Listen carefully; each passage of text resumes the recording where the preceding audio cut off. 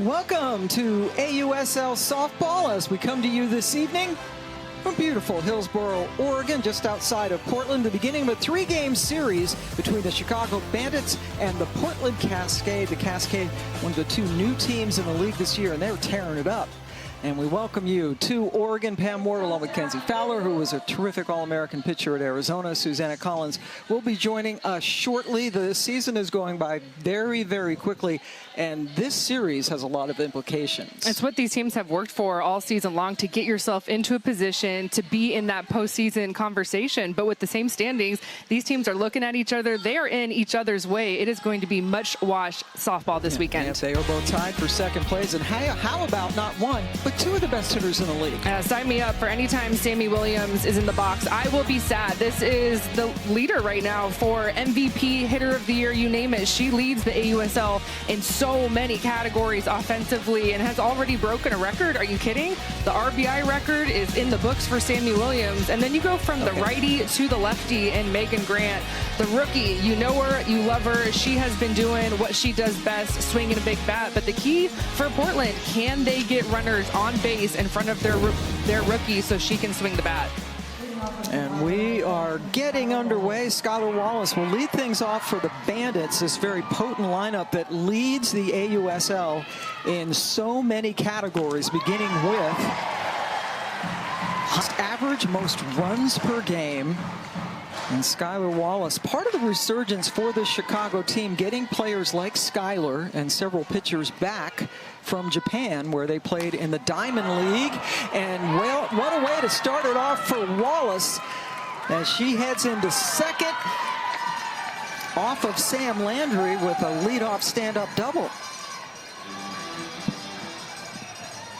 We talked about that potent lineup. Sammy Williams coming up, leading the league, hitting .471 on the season already, 30 runs driven in, which is a new record. And she still has 7 games yet to go. Taryn Kern, getting her first start since June 28th, will be playing first. But you got to keep an eye on number 7 for Chicago. Well, what a great position to start this game. Skylar Wallace, a leadoff double, passing the bat to the hottest hitter in the league.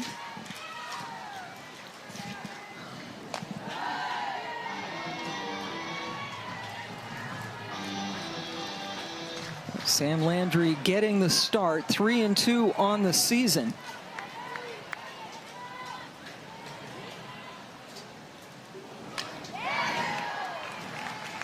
Sam Landry, she's top 5 in the league in wins. She has been called upon a lot this season. You see the innings, you see the ERA. And one thing about Sam is she has such a good arsenal vertically. She'll work down, she'll work up. Just saw a changeup. She's going to use that pitch a lot against this hot-hitting Chicago team. And what a way to get rid of the most dangerous hitter in the league right now, striking out Williams looking.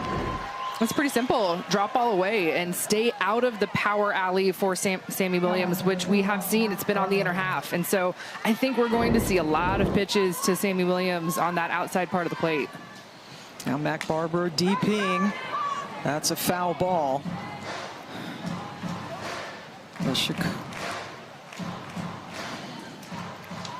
So anytime you see a left-handed hitter at the plate like Mac Barbara, it brings in that screwball.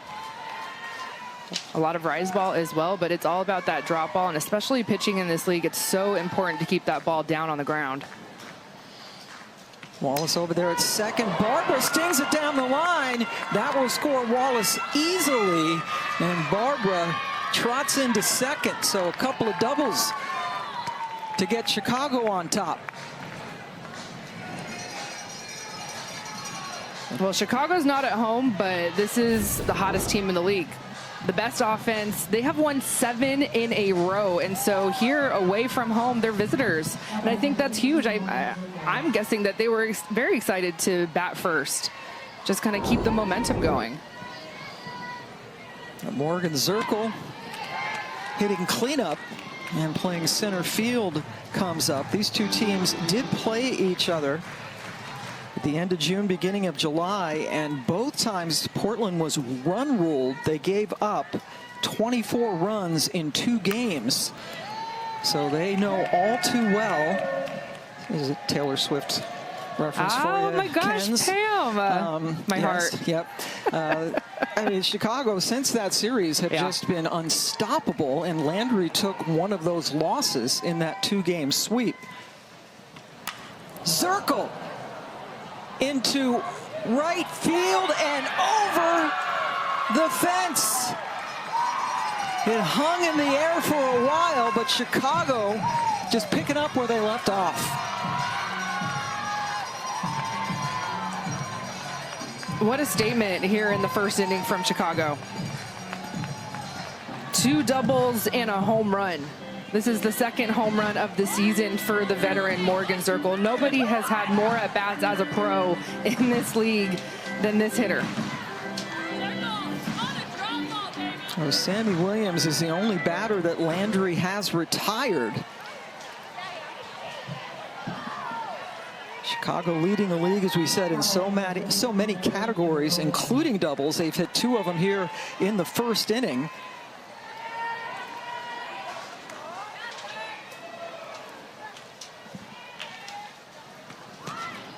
So the bases are clear for Mary Jacopo, who has moved up to 5th in the order. Chicago without the services now of Aaron Koffel, their very talented shortstop, who has a lower body injury and is going to miss the rest of the season. And tonight, Bella Dayton, who is their usual left fielder, is out, a little bit under the weather. So the lineup looking a little bit different than what we're used to with Chicago. Landry pulling the string on that pitch. And we look out and we see that there is some activity already in the Portland bullpen.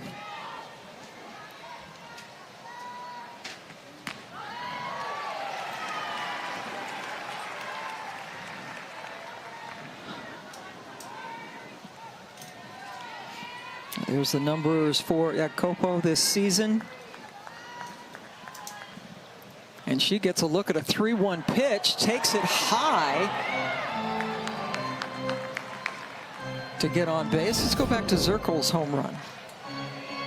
That was a big swing. And you could see her barrel drop, anticipating that drop ball from Sam Landry and the elevation. So when you're facing a drop ball pitcher as a hitter, I am looking at the bottom half of the ball, and that's where I want to drop my barrel to. And I'm sure that's the conversation that Morgan Zirkle is having right there in the dugout.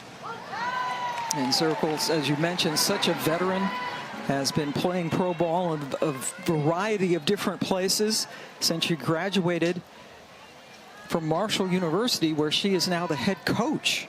Here's Bree Copeland, activated last week. Selected from the reserve pool for that home series against Texas, with Taylor McQuillan hitting the injured list. And here she is starting and playing in left field tonight, with Dayton not available.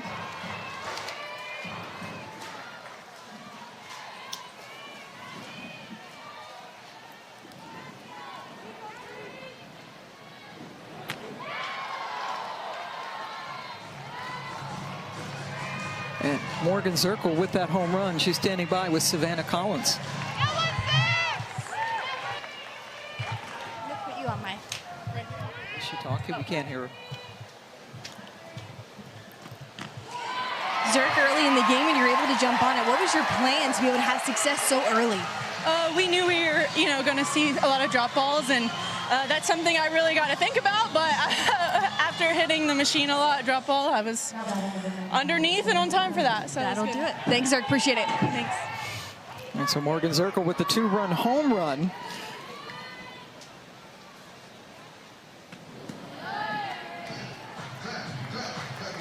And Taryn Kern out of Stanford, making her first start since June 28th. We saw her as a pinch runner in the Texas series.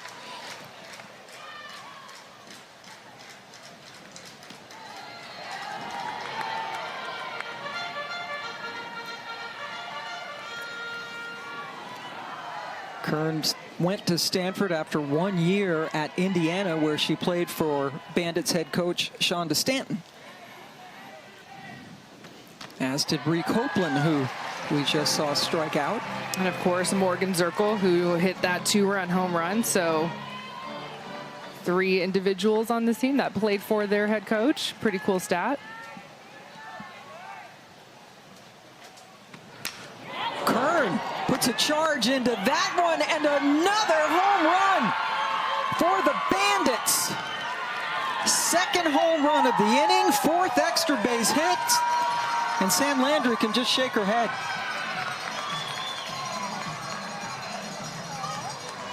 Well, welcome back to the lineup, Taryn Kern, the rookie. Pam, you talked about her last start was back on June 28th, and so your name is called and you're ready for the moment. This is her first professional home run. Yeah, I love to see the emotion. 2-out magic for Chicago, and that is what is making this team so special right now. It's anybody. Yes, it's the usual suspects of Morgan Zirkle, but yes, a couple of injuries. You bring in a Bree Copeland, you bring in a Taryn Kern, who really hasn't seen a ton of action as of late, and they are still going and still swinging it. And we are going to have a new pitcher. Sam Landry, lasting just 2/3 of an inning, has given up 5 runs, and she will exit. The Chicago power is out tonight. We'll be back. So something the Cascade certainly did not want to see, and that is a relief pitcher in the very first inning. Kelly Maxwell coming in to spell Sam Landry. And a couple of Oklahoma Sooners were transfers in different years, but Kelly Maxwell, national champion. Savannah Collins has the other home run hitter now, Taryn Kern, with her first professional dinger. We were just talking about Taryn's approach to hit her first pro home run. I really want to talk about the celebrations and the time you spent out of the lineup to have results today. How gratifying is that? So gratifying, worth the wait. You know, this team is amazing. We have amazing hitters, and it's great to learn from them and just be in the lineup today. So I'm excited. Well, I know it's kind of a first inning rally, and you got the hat on, so I'll let you get this momentum going in the dugout. Thanks, Taryn. Thank you. Kelly Maxwell in the game after Sam Landry did retire 2 batters, both with strikeouts, but a couple of doubles, a walk, a couple of home runs. And the weird thing about that is all season long, Sam Landry, in her 8 appearances and just over 28 innings of pitching, had given up 1 home run all year, and here she is giving up 2 in the first inning. Now you can see the frustration, not the start that she wanted. Faced them again just a few weeks ago in Chicago and got chased in a run rule loss. Here's Jessica Clements, the 8th Bandit to hit in the first inning.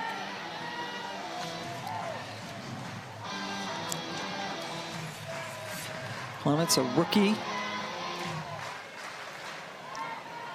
He's a senior at UCLA last year, but did not play in the league. Last year, meaning 2025. So Maxwell coming in.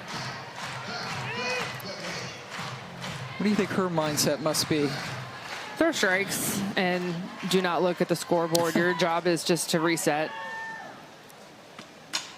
That's on the ground to Sinicki. Maxwell does her job to get the final out, but 5 runs across the plate.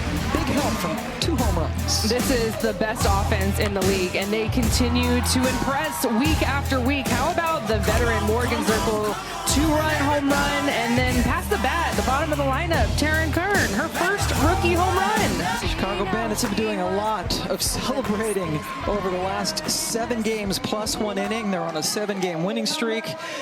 And Morgan Zirkle, Taryn Kern with home runs in the top of the first. You were a great pitcher, Kenzie Fowler. How did it feel to come up to go out in the hill in the first inning with a 5-run lead? Yeah, it's the best. And you're just waiting for your turn, and usually the first inning is the time where you're going to have all of their adrenaline, and sometimes that first inning can be a little rocky for pitchers. So when you're a veteran like Lexi Kilfoyle and you're headed out to the circle, you look out at the scoreboard, oh, I can really settle in a lot quicker. and not have to be so careful. And Corby Otis leading things off. She is leading the Cascade in hitting, 333 on the season. Megan Grant, the big home run hitter, looms on deck.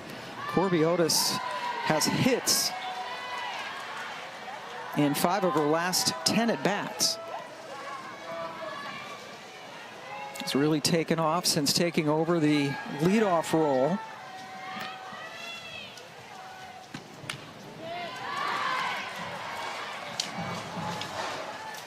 One thing about Lexi Kilfoyle is she's going to throw strikes. Look at that ERA. That is a league best. 4 wins, 1 save.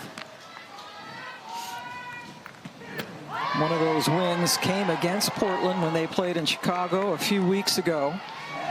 But she is having a spectacular year, leading the league with a .60 ERA.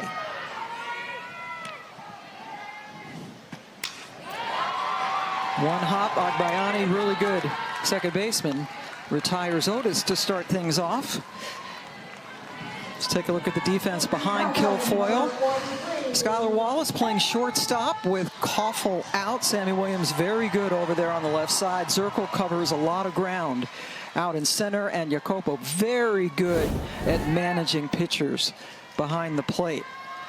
But here's Megan Grant. She has 11 hits this season, 7 of them for home runs.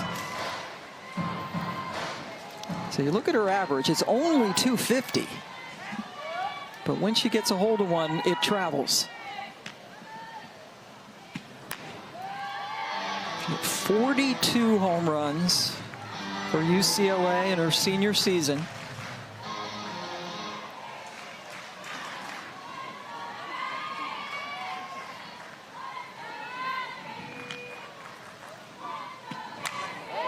Wow, good thing there was a screen there.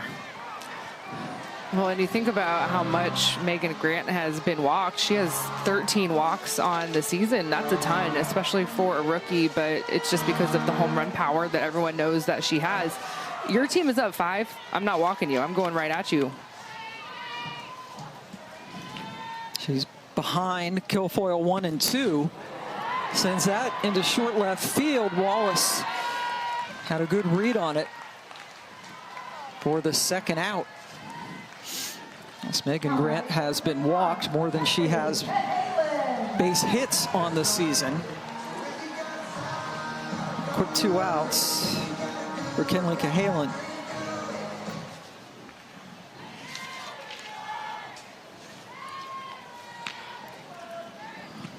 Another rookie on this squad as Kilfoyle delivers high.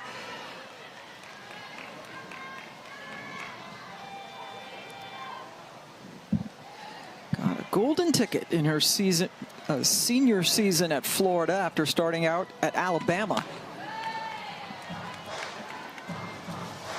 And she's worked her way up into this lineup, now in the 3 spot. If you look back at week 1, week 2 of the season, she was down at the bottom in the 8-hole, 7-hole.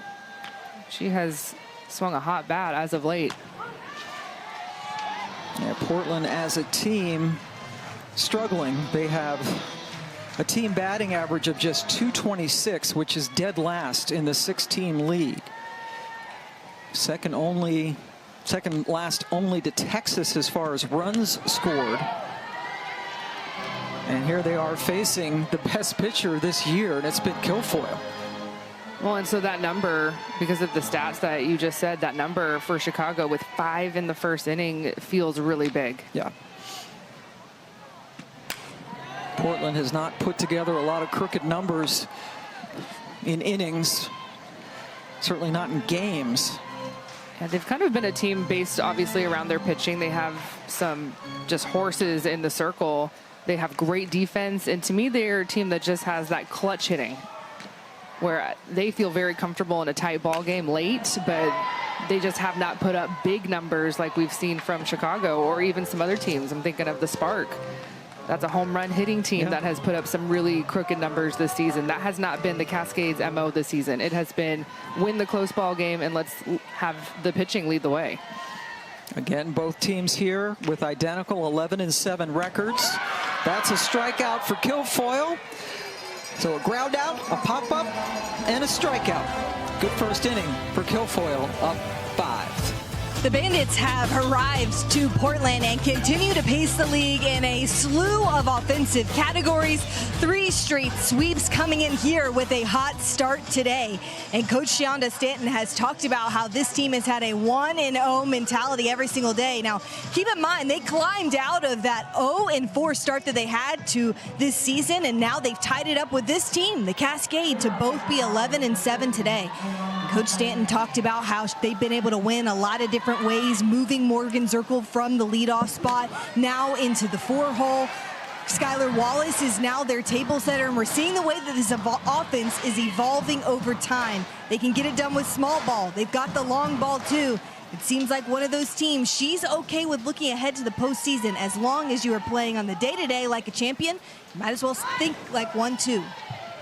Well, you think about how they started the season. Savannah was just talking about how it was an 0-4 start, and to me, the Bandits, I think, were missing maybe the most out of all of the teams that had some of their stars in Japan, and it was just kind of a waiting game. Will they return? Yes, we know they're going to return, but when they return, where are we going to be in the standings? Agbayani gets the bunt down. Maxwell fielded it nicely, and that's a good pickup over there by Vidalis at first to retire Agbayani, who is one of the best bunters in the league.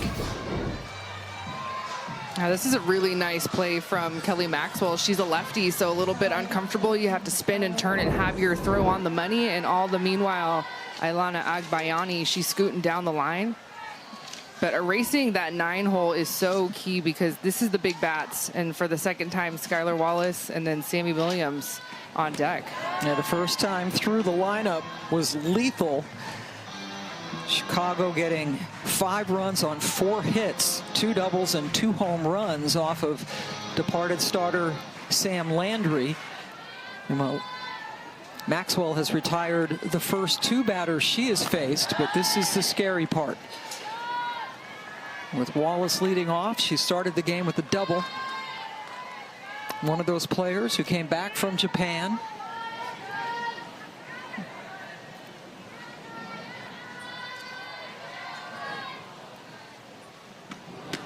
And the luxury that Chicago has with Koffel's injury, which very unfortunate, but Wallace with a lot of experience at shortstop, so they could just plug her in.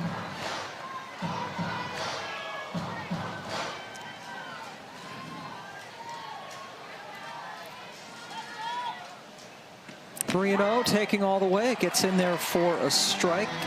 Don Brown behind the plate tonight. Lyndon Baptiste at first, Scott Mayer at third, our umpiring crew this evening.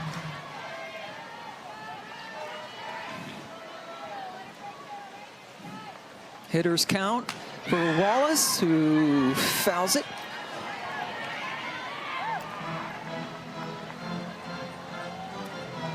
A lot of room down the line. Yes, this is a former minor league baseball park. The brand new one, or the new one, is literally, I mean, you could throw a softball and hit that park. Or you could throw a softball and hit that park, Kenzie. Do you need a warm-up first? I need a whole new body first. But it's really a nice, I love this park. It looks perfect for softball. Full count from 3-0, and Wallace works Maxwell for a walk. I didn't know that anybody else but me, it's something I do all the time, is I measure things, and if I could throw a softball and it hit it. So the fact that you just said that made me so happy, because I say that all the time. I'm like, I could probably hit it with a softball. That's how close it is. Okay, so that is your preferred yes, measurement. Instrument of measurement. Yep. Okay. Whether I can hit it or I could throw it. But to be honest, I could probably throw it as far as I could hit it nowadays. So. No, I have all the confidence in the world you could hit the ballpark next to us. Underhand for sure. Sammy Williams. Boy, right on that after striking out against Landry, and takes the first pitch in the left field for the first, or the second out of the second.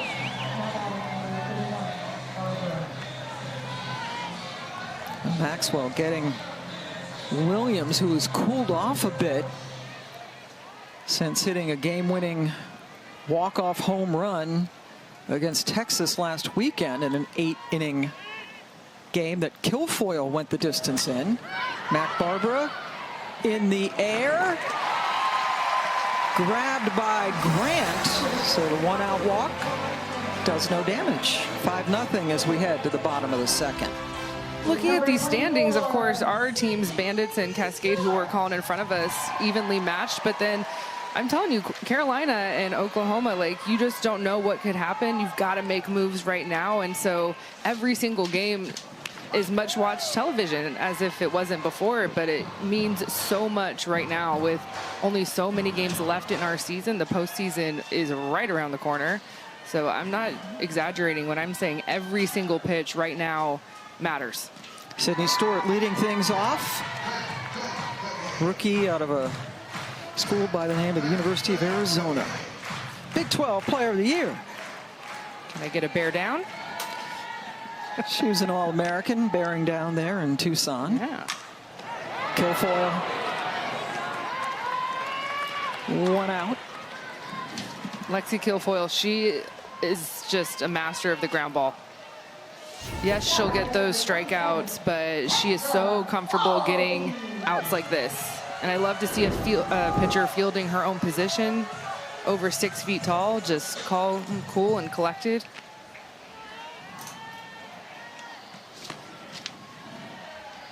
Making it look easy, that's for sure. Kendra Falvey up for the first time. Outstanding defensive player. And we see the corners, Sammy Williams at third and Taryn Kern at first, cheating in.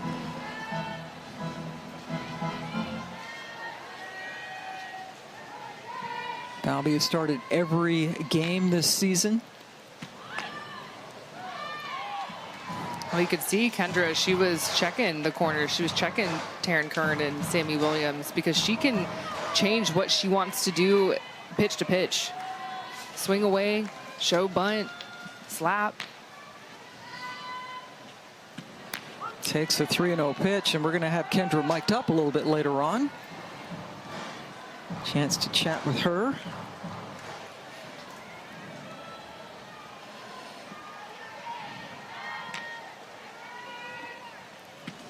Cascade still looking for their first base runner.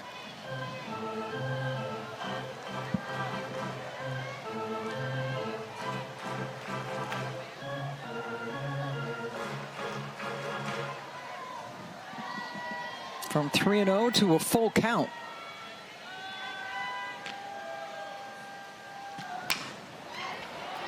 Handled by Williams. Couple of ground balls, 2 away. And not even through 6 batters, and half of those batters have been ground ball outs. That is how you have to solve Lexi Kilfoyle. How do you get rid of the ground ball? How do you get rid of the ground ball? You have to do something really drastic. So you're either going to move to the very back of the box and force Lexi to bring it up in the zone. You can also move to the very front of the box and try and cut down on that movement. The only problem is when you move to the front of the box, she's already throwing 68, 69, 70 miles an hour. So now that's going to turn into a really small reaction time. But if you want to get rid of the movement, that's your chance to do it. And then visually, as a hitter, you have to be very comfortable swinging in a plane where your brain is not thinking that's where the ball is going to be. So you almost have to trick yourself. Like, you see it so quickly, now I have to swing even lower than what my brain thinks it is. That's a lot to process. It's why she's dominant. Yes. So not only does she get the movement, like I have TrackMan next to myself and I'm watching her vertical break, and sometimes the vertical break on Lexi's drop ball is a foot. Wow. And she's throwing high 60s. Behind him. 3-0 to her second straight batter. That goes in there. And she won't even throw you a rise ball. It is down zone, go get it. Challenge up. 50% of that drop ball. And Kilfoyle proves she is human. Walking Saco Ferry, that is the first base runner for the Cascade. After Kilfoyle set down 5 straight, 4 via the ground ball. The other was a strikeout.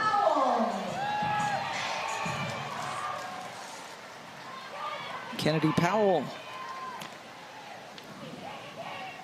trying to get something done with 2 outs. The Cascade, let's just say they're not a team that likes to run a lot. The Bandits lead the league in stolen bases. The Cascade have a grand total of 2 in the entire season. 2 out of 6. Well, right now, Lexi Kilfoyle, yeah, you see the called timeout from Lexi herself, and I love that because that's just a pitcher. I can feel it up here in the booth, so she's got to be feeling it. I need a moment because the misses, of course, Sacco Ferry, that's a 2-out walk. That's kind of a no-no as a veteran. And then the last 2 misses against Kennedy Powell, way out of the strike zone. Yeah, the last 3 batters, right? She went 3-0 to both Falby and Sacco Ferry, and now 2-0 to Powell.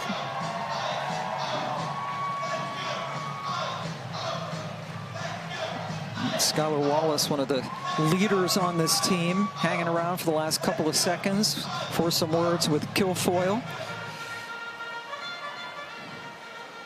And that was one of the things that the Bandits people say they really miss with Skylar being gone, was that leadership quality when she was playing in Japan.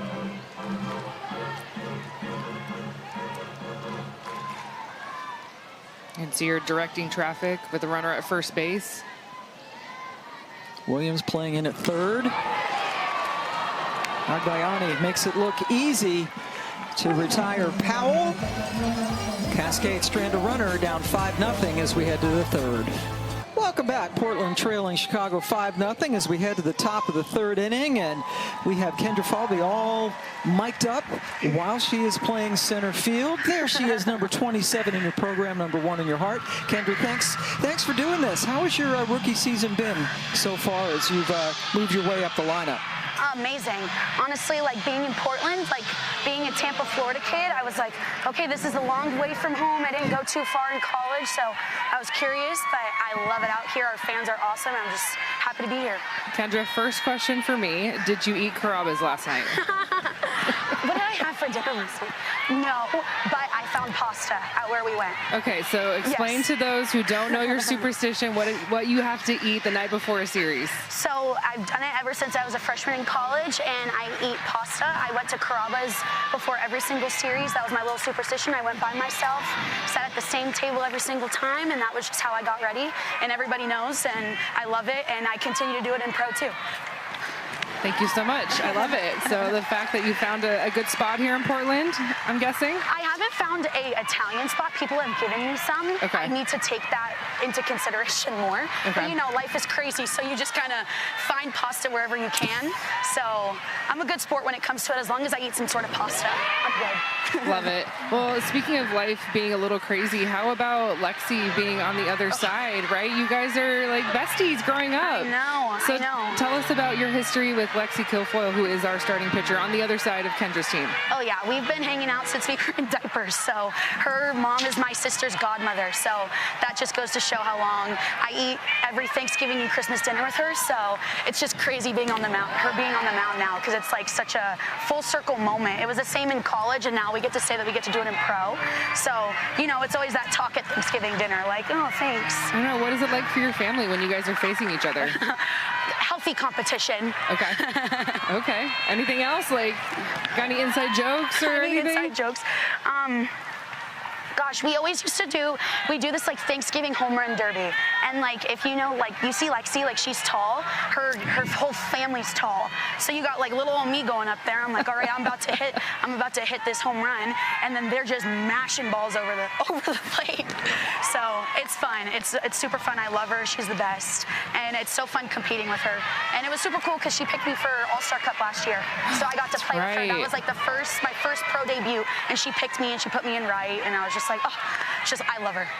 Well, I mean, you've got to thank her for a little bit, but also you did it yourself, because I feel like when you came into the All-Star Cup, like you were on fire. So maybe a little help from Lexi, like just get me in this league, give me a shot, let me show what I can do. And she believes in you. She does. And it was the best feeling ever, just having someone that you've known forever and just believing in you, and then just giving me that confidence, and then also just introducing me to so many awesome people in the league. Like, it was so great, because now I have friends that I played on with that team that are still my friends now. So super grateful for her. Kendra, I also want to ask you about your jersey number. 27, when I was growing up, was Jenny Finch, right? I was 10 years old. I grew up in Tucson. There was one player that wore 27. It was the greatest at the time, and she's still a GOAT, obviously. But why are you number 27? So I was number 27 because my dad played hockey growing up, and he is number 7, and I was like kind of the second 7 of the family.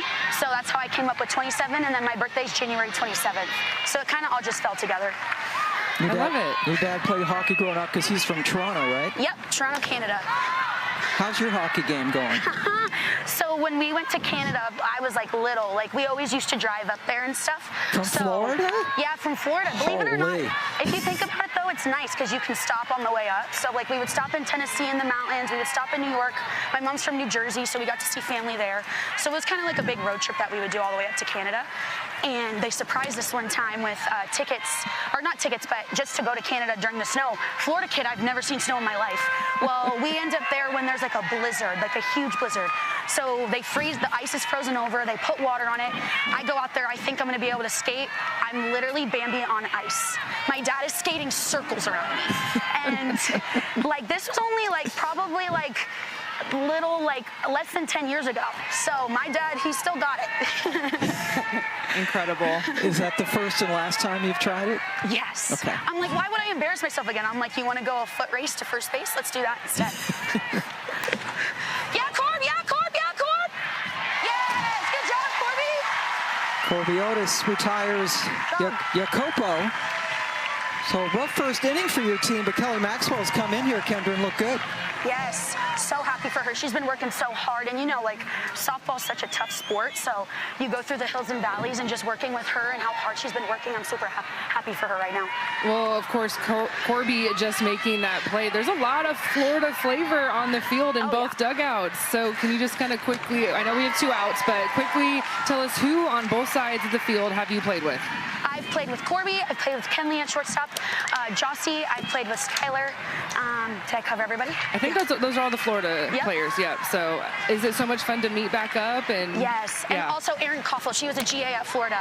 So I got to train with her when I was also a GA there too, and then she was there my senior year. So I never played with her, but yeah, a lot of Gators, and then having Corby next to me is awesome because it feels like we're Bluetooth synced up. I don't have to really relearn anything with her. You guys were like that when you were in college, and so now we're seeing that again in the pros. Oh yeah, she knows how I tick, I know how she ticks. We work really, really well together, and it's awesome. Tell us the story about how Coach Walton was getting on you two about your communication. Yeah, it was actually when I was a GA, so like I would practice with the team and so would Corby, and we're in the outfield, and Coach Walton's like, that's where you say get out, and Corby looks at me and she goes, we don't need to say that, we're Bluetooth synced up. I know you were going to catch that the whole time. That's so good. I don't know if Coach Walton knows that, though, so Coach Walton, if you hear that, sorry. Coach, we had it the whole time. You don't even need to worry. And we have it now here in the pros. Like, we get to see you guys work in the outfield together. It's been so much fun. So much fun. Kendra, last one for me is that you are currently in fashion school, correct? I am. Okay, so tell us what you want to do and why you are in fashion school. Yeah, I've always just loved clothes and styling. We always used to do drip walks at Florida on like big, not big weekends, but like SEC series.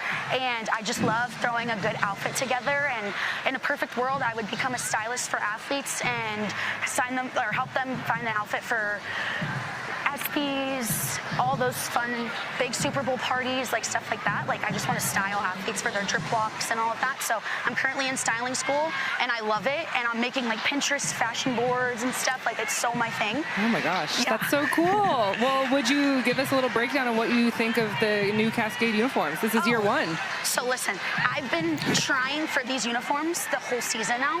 And finally today, the vets looked and they're like, you know what, Kendra, we're going to wear that uniform. And I'm like, yes! So I'm really happy. And the strikeout. 2 strikeouts for Maxwell in that inning. Kendra Falvey, thank you so much. Thank you for having me. All right, Maxwell mowing him down since she came in. Thanks to Kendra. It's 5-0. Welcome back to Hillsboro, Oregon, where the Chicago Bandits have scored 5 runs in the first inning. Since then, shut down by reliever Kelly Maxwell. Portland still looking for its first hit. Pam Ward, Kenzie Fowler, Savannah Collins joining you. And it is so nice, isn't it? You went out to the beach today. You and your mom. It's beautiful here. Yes, I brought my mom with me because I knew it was going to be amazing weather, and living in Arizona, I was like, let's go, Mom. We're going to go up to the Pacific Northwest, and we got up early and went down to Cannon Beach, and I had never been there, and like seeing Haystack Rock was... I've seen the pictures, and I think it's in the Goonies, the movie, so I wanted to see it in person. It was amazing. It took my breath away. Absolutely a beautiful part of the country and so different from Tucson. Very different. Yeah, I do love myself. Here. I love the desert, okay? I love a saguaro. I love the saguaro green. I don't know what that means. A cactus, Pam. Oh, okay. I know that word. Tori Vidalis hitting to lead things off here in the third inning. Tori hitting just 122 on the year, just one hit in her last 26 at bats. And she's facing the best pitcher in the league in Lexi Kilfoyle.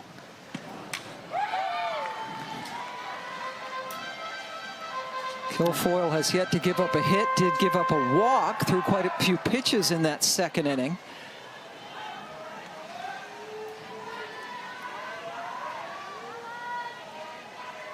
And she's ahead of Vidalis 0-2. Into right field, but Clements was positioned perfectly for the first out of the third.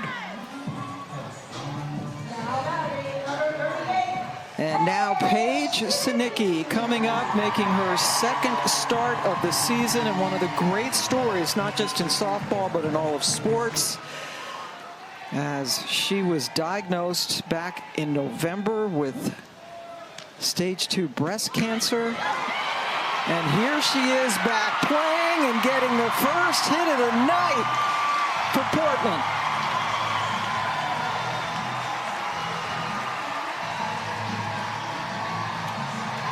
Well, this is also the in-state girl, right? This is an Oregon alum, so she's got everyone pulling for her, and they've been waiting for her debut.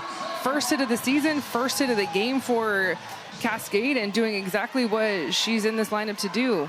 Turn that lineup over in that 9 spot, and she has great speed over at first base as well. Corby Otis batting for the second time, grounded out against Kilfoyle, and Sinicki is in the lineup because Sis Bates has been placed on a 7-day injured list.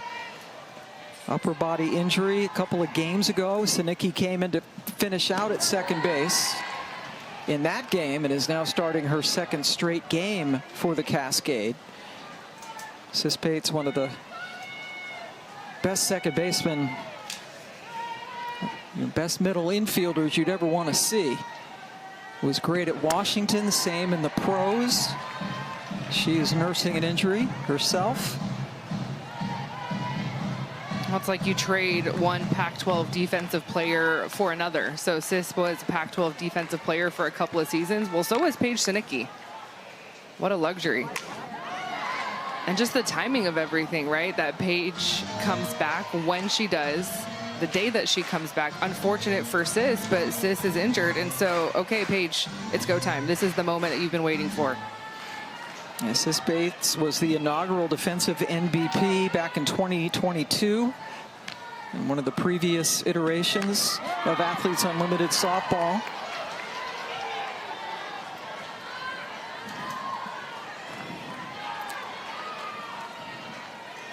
Full count to Otis.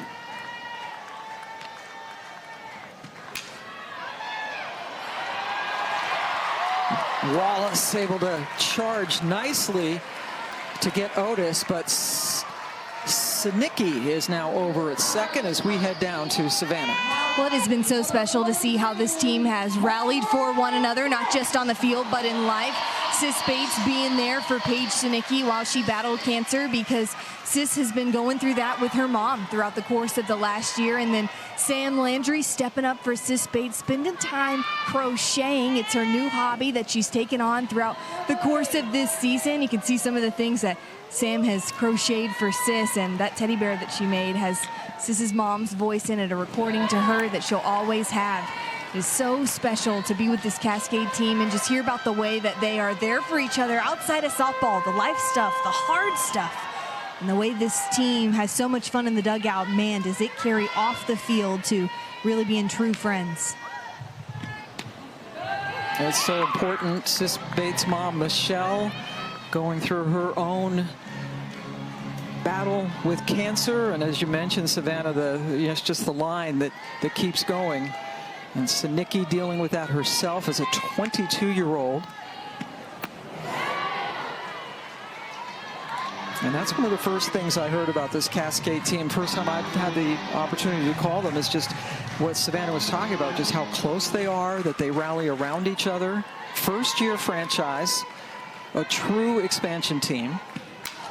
That is hammered with foul down the right field line by Megan Grant.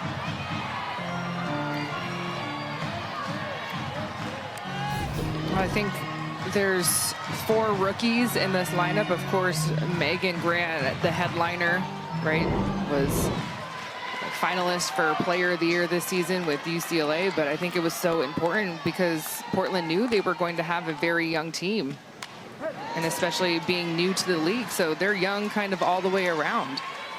And they're still continuing their traditions, but it was very key that this team started with culture first, and then we'll figure out the rest. Let's get to know each other. We have a lot of, heaviness at the start of the season because they were missing Paige. They were missing one of their key members. Grant pops up. Jacopo got rid of the mask to retire Megan Grant and strand Sinicki, who just got the first hit of the game for Portland, but they're down 5-0 after 3. We are here in Hillsboro, Oregon. Chicago with 5 runs in the first, but Kelly Maxwell has come in out of the pen and kept them in check. A very difficult thing to do against the best offense in the league. And this is a good sign for Portland to see this kind of performance from Kelly Maxwell, because we all know what kind of talent she has, but last couple of outings, it's been a little bit rough just for her standards. An All-American from Oklahoma, a national champion. And especially, I love the matchup right now between Kelly Maxwell and all of these left-handed hitters in the lineup for Chicago. There's 6 of them. And that's one of the things that Chicago has over most of the teams in the league, all those left-handed bats, including Taryn Kern, making her first start since the end of June. And in her first at bat, she hit a 2-run home run off Sam Landry, who was lifted right after that last pitch.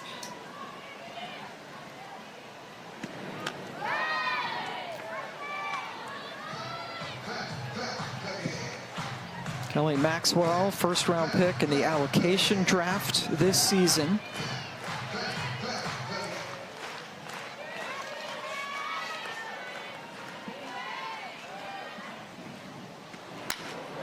Kern stings it foul down the right field line. Another sellout. Every single home game for the Portland Cascade has been sold out. Very comfortable park. And just a beautiful evening as it starts to cool down. You're probably cold here, right? A little bit. Got up in the mid-80s today. Got my jacket out. Going into the 50s tonight. We might have to get you a parka. Yep, I'll get a beanie. 2-2 pitch. Maxwell. Back-to-back strikeouts. 3 of the last 4 batters she's faced, she has struck out. I'll watch this changeup. The off speed here from Kelly Maxwell just drift over, and I love the fact that Sydney Stewart did not give up on this pitch just because she was set up on the outer half. That ball kind of drifts over that inner half, and she framed it up so nicely. Jessica Clements was the first batter that Maxwell faced back in the first inning, and she grounded out to Sinicki at second.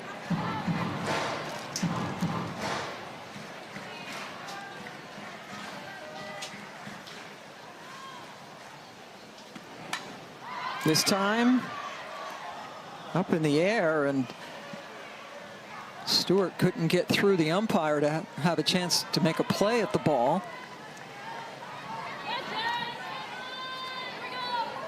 Sydney Stewart, a rookie herself, as the sun starts to set.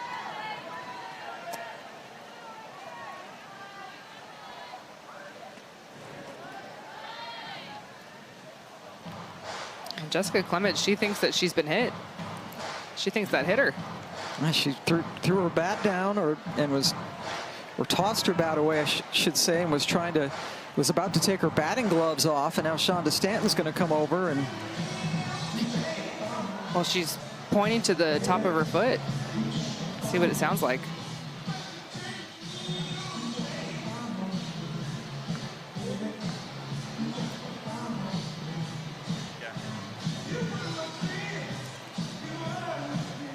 We couldn't hear him. Don Brown, our home plate umpire, is mic'd up.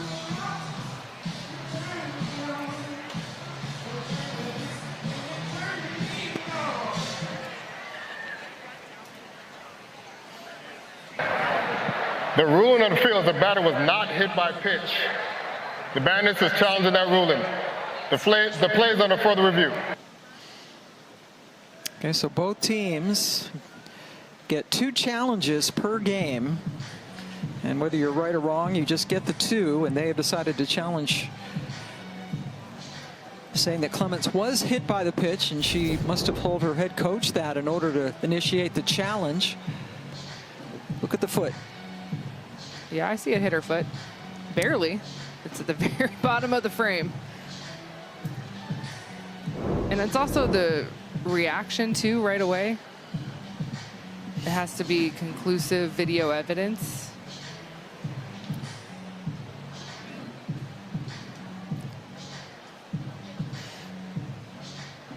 Agbayani on the right side of your screen waits on deck. Here we go again.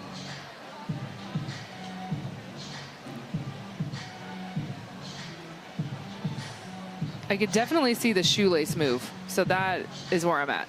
I see her back foot shoelace move. And I feel confident in what I saw. And I feel confident that that other angle wasn't as good. Yeah. And again, it has to be conclusive to overturn it.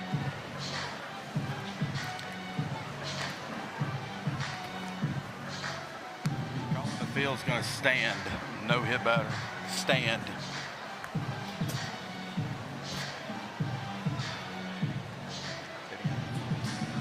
As we wait for Don Brown's verdict, which will be delivered by Lyndon Baptiste. After review, the cornfield stands. The batter was not hit by pitch.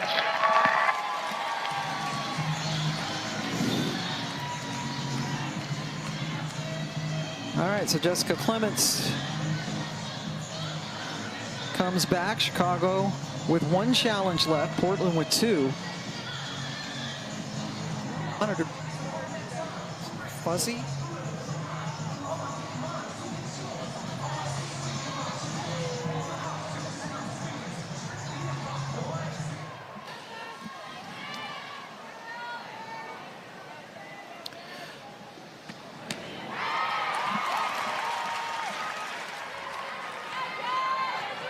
Well, this is tough for everyone because that was a lengthy delay. Jessica Clements, her headspace, she has to relock back in. She's thinking that she is going to be on first base. She's called back. Backhanded by Sinicki, but she can't come up with it cleanly. Clements reaches with 1 away. That feels good for Jessica Clements because you feel like maybe you wasted a team's challenge. She was very firm with her coach, like, yes, that hit me. And then you go to the video review and it's not ruled in your favor. So you're like, man, that was tough because I was thinking I should be at first base. Let me earn my way there. She got there. It was a tough play for Sinicki trying to get it on the backhand. Sinicki has been charged with an error. First error of the game for either team. And now Agbayani, who is riding a 7-game hitting streak during that time, 9 for 19 at the plate. Been very good at setting the table for the top of the order. Able to play the short game really well. Popped up, Maxwell has it, throws over, safe. Let's see if Portland wants to challenge that. That was close.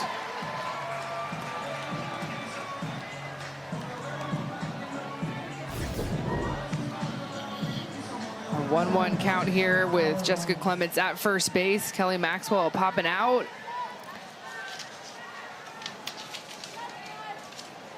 Yeah, safe. I think that's the right call. Agbayani leading the league in sacrifice bunts, but got that one up in the air. 2 away for Wallace, who has doubled and walked.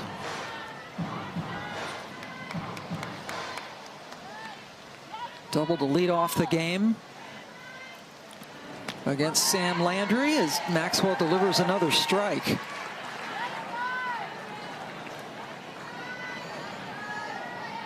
Maxwell doing a really good job of keeping the Bandits down. Only 1 ball has left the infield since she came in. Here's the second one, and that's a base hit.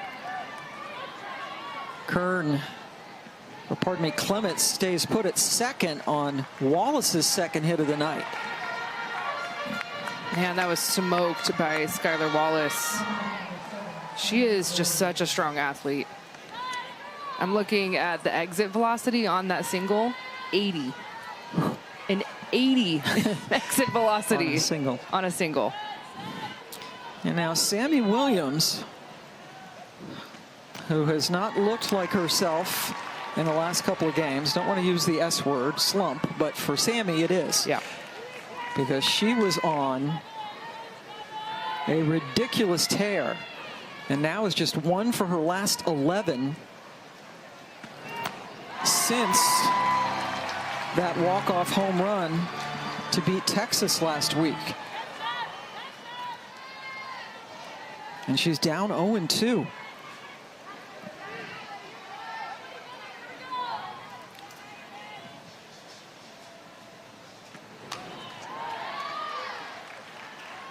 Sammy Williams coming into this game still leading the league in hitting, but down to 471. She was up around 520 something, some ridiculous number. RBIs, that is a new single season record, breaking Erin Koffel's record, her teammate, that Erin set last year. That's the way to break out of it for Williams. It goes down the line, the 3rd double of the game for Chicago as Clements crosses the plate with run number 6.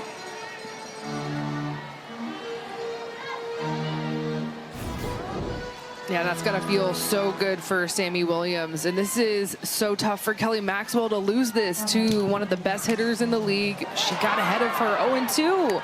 Goes to the off speed, but it was just a little bit too over the heart of the plate for Sammy Williams, who has such great plate coverage, driving that ball down the line.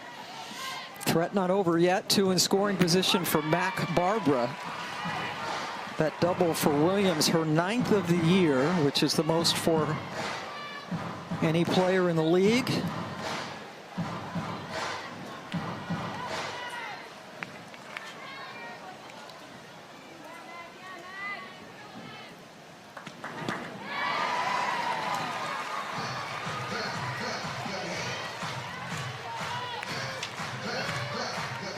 There you see a new single season record, and there's still games to go. Oh yeah. She's rewriting the record books and chasing some history.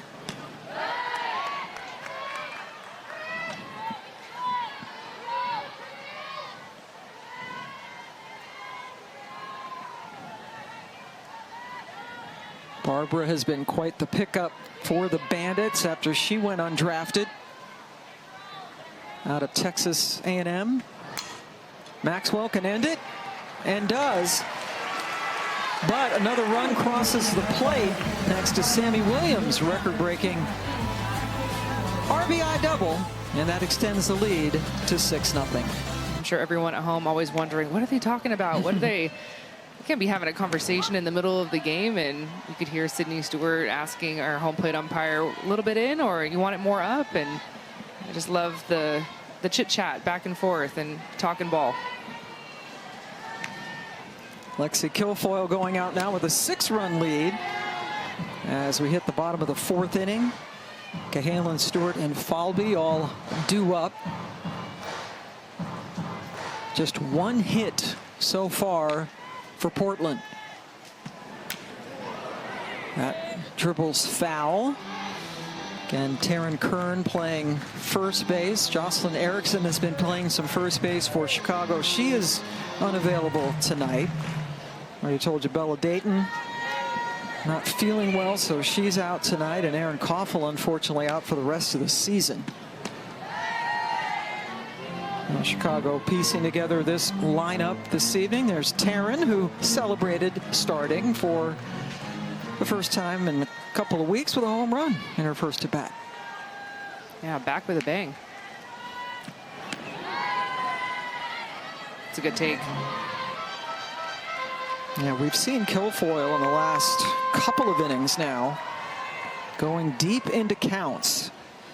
So far has only surrendered 1 walk and 1 hit, and that was a bunt single.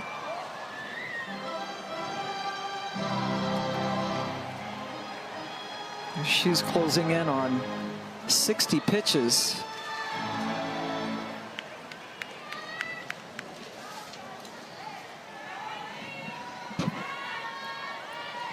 Pitch number 7 in this at bat.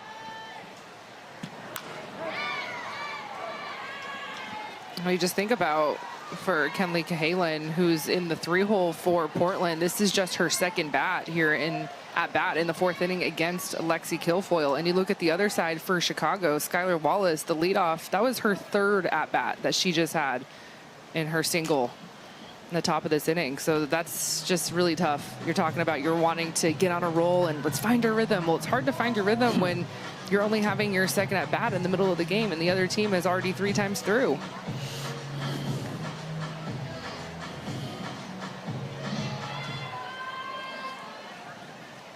Full count pitch on the way to Cahalan. Went up, and that got a piece of her helmet, it looked like.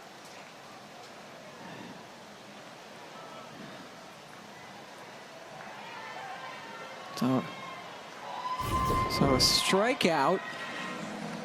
Well, the good news is you saw a little wry smile there, so she is okay, but yeah, that was a swing with a full count, so that is strike 3. Yep, did not get a piece of the ball. As you see, it actually hit her in her left shoulder. So a painful way to strike out for Cahalan. And only the 2nd strikeout for Kilfoyle.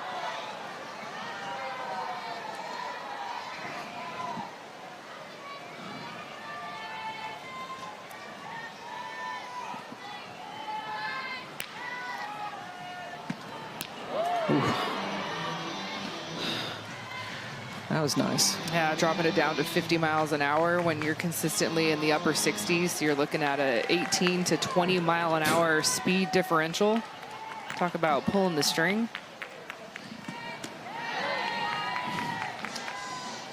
Lotus Stewart, who was retired on a comebacker to Kilfoyle, and her only at bat.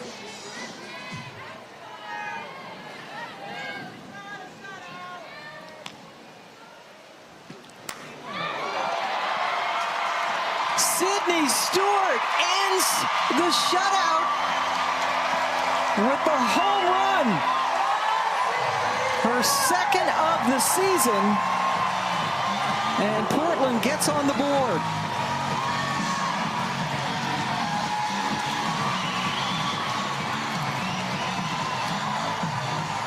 And she's given this sold-out crowd here in Portland something to celebrate. Look at her go up to get this pitch. The 2nd home run for this rookie, but her 1st home run at her home ballpark. You see everyone in the stands getting on their feet. Yeah, a little life here for Portland. This was huge. Yeah, this sold-out crowd has been just waiting to have something to cheer about, and Stewart gives it to them. As Falby comes up, that, by the way, is the first home run that Kilfoyle has given up all season. She has been terrific. Best ERA in the league, lowest batting average against, and now she's given up back-to-back hits. Falvey stings one past the glove of Wallace, and now the crowd's getting into it.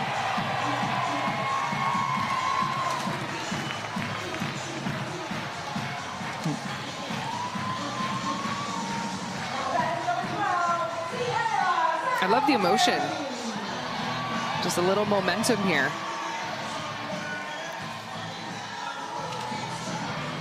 Now a conference in the circle.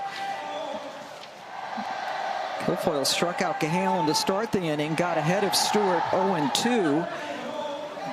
And then a home run and a single. Sydney Stewart with the home run. Here she is with Savannah. Sydney, you're bringing this crowd to their feet. How crucial was that to kind of get this offense going? Some momentum that we're starting to feel here in Portland. I think really like utilizing the energy that we have from our crowd. We have a really special crowd, and there's a lot of game left, so just getting our team going and knowing that we're not done yet. So Kinsey Fowler mentioned it. You went up to get that pitch. Was that a part of the plan, or what was it about that ball you said, I'm going to get my hands to it? See something elevated off this pitcher. You know, she's a drop ball pitcher. She has really good movement, but I know my power pitches and what I'm good at, so just really utilizing that plan and sticking to it. Thanks, Sydney. Appreciate it. Good at bat for Stewart, again, who fell behind 0-2 in that at bat. And this happened.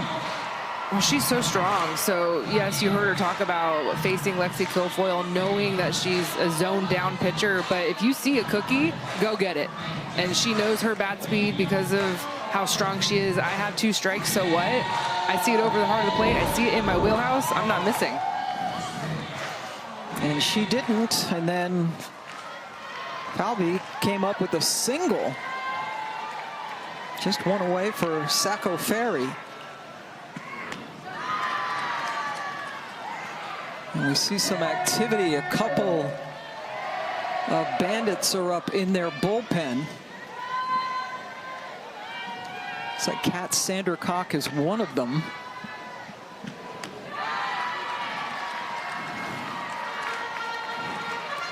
Well, it's just a good reminder for our audience about how much this series means between these two teams and how much game 1 of this series means. In the pen. A diving attempt by Copeland, can't come up with it. And the Cascade have runners on second and third.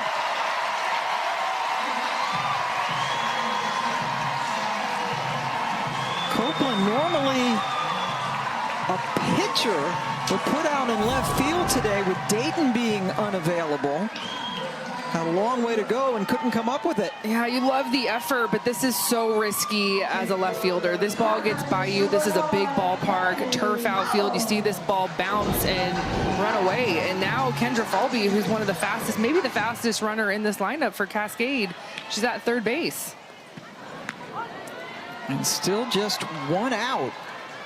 Saco Ferry with her second double of the season. 3 straight hits off Kilfoyle.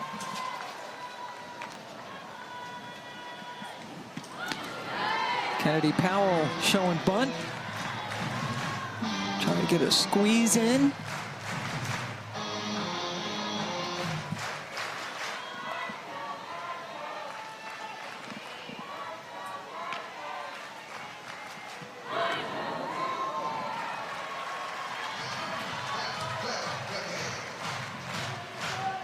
A lot of moving parts for the defense with her showing bunt. Kern and Williams playing well in. Swung away, and that just goes foul.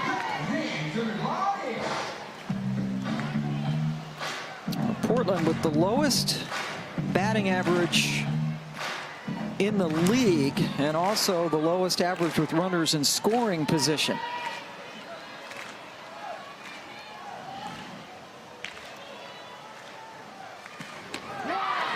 Big one for Kilfoyle. Yeah, you just got to go back to your best stuff, and that's your drop ball. Let's go with the low heat, 68 miles an hour. You look at the movement and just perfect location away on the outside part of the plate. 3 strikeouts, 2 of them in this inning, and now Tori Vidalis, who is overdue for a big hit. And she got it. It's going to be a ground rule double.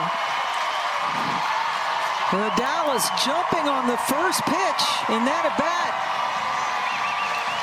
And she plates 2.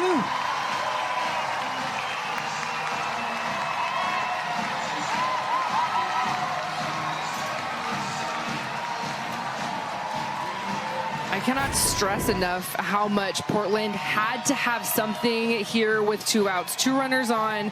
You're facing Lexi Kilfoyle, who is one of the best arms in the league. And I love the fact that it's the veteran Tori Vidalis. Yes, she has been due. And it's just a matter of time. That ball was scorched down the line. And we have got ourselves a brand new ball game. Bandits took a 6-0 lead in the top of this inning. But now 3 runs have crossed the plate on 4 hits, including a home run for Portland. Let's go down to Savannah. If there is a day that I know Tori Vidalis is going to have a good one at the plate, it's when she's worked with her dad, Johnny Vidalis. He is in town. They hit together this morning. I was talking to her during BP, and she says, man, sometimes just when my dad is here, he can see things that nobody else can. He made one adjustment with her today. Just felt like she wasn't getting her shoulders and her hips around right. He said, hey, here's what I'm saying. It's this right here. Trying to pull your hands through. She goes, that's it. That's what's caused me to be struggling. When he's in town, she knows she is all set.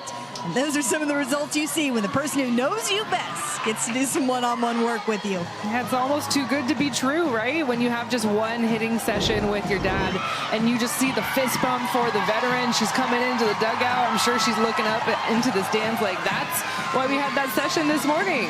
What a hit. And also, I love the fact that she's a professional hitter, but there's nothing like having a little BP with Pops. Johnny Vidalis helping out his little girl with the 2-run double. And now the pinch runner for Vidalis, who is all smiles, getting all the high fives. And the pinch runner is Sarah Willis, who was just activated. Pitcher on this squad. And a big situation now for Sinicki with 2 away. In the Bandit bullpen, we see Odyssey Alexander Bennett out there warming. A big hand for Sinicki. Got a bunt single her last time up. That was the first hit off Kilfoyle.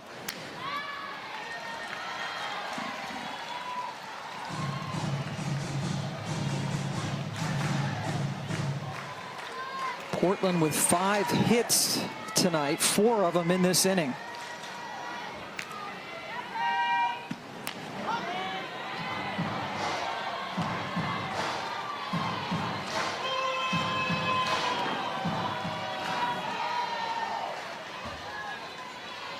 Pitch is really mounting up for Kilfoyle in this inning. Good job behind the plate by Jacopo to keep it in front of her.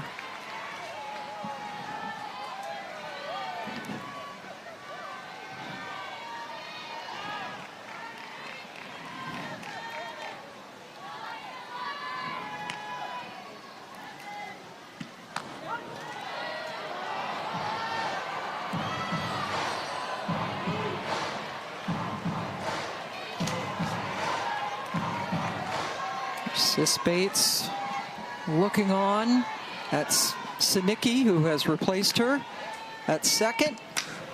That's a base hit. They're waving Willis home with run number 4. Sinicki's 2 for 2 tonight.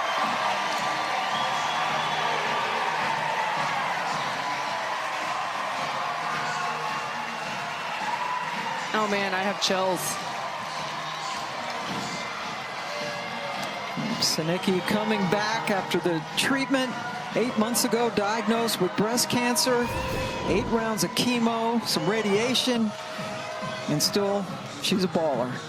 And there is nothing like being back doing what you love to do and doing what you do best. I love the fact that we see some Oregon Duck fans in the crowd, and she's loving up her teammates. Her teammates are loving her right back. She is back with a clutch piece of hitting. Pam, Portland, I didn't know if they could come back with the hole that we saw them fall into in the first inning. They were down 5-0, but Sydney Stewart, Paige Sinicki, Tori Vidalis, they are right back in this inning. 28 pitches thrown by Kilfoyle in this inning. Again, coming in with a 0.60 ERA, best in the league. She had pitched just over 23 innings and had given up 2 earned runs all year. And here she is giving up 4 earned runs just in this inning as we welcome Odyssey Alexander Bennett back.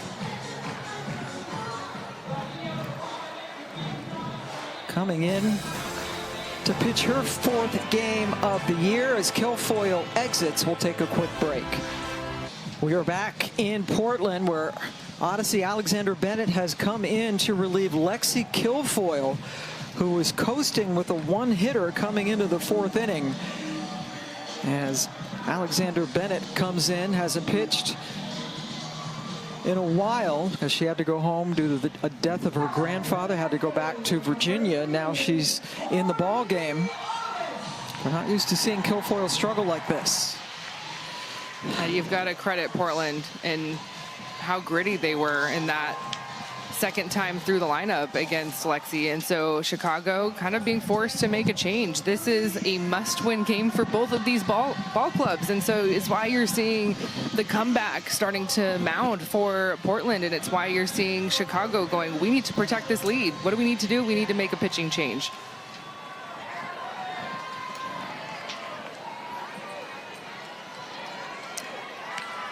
Top of the order, Corby Otis is the 8th Cascade player to bat here in the bottom of the 4th inning. Corby with a couple of ground outs against Kilfoyle.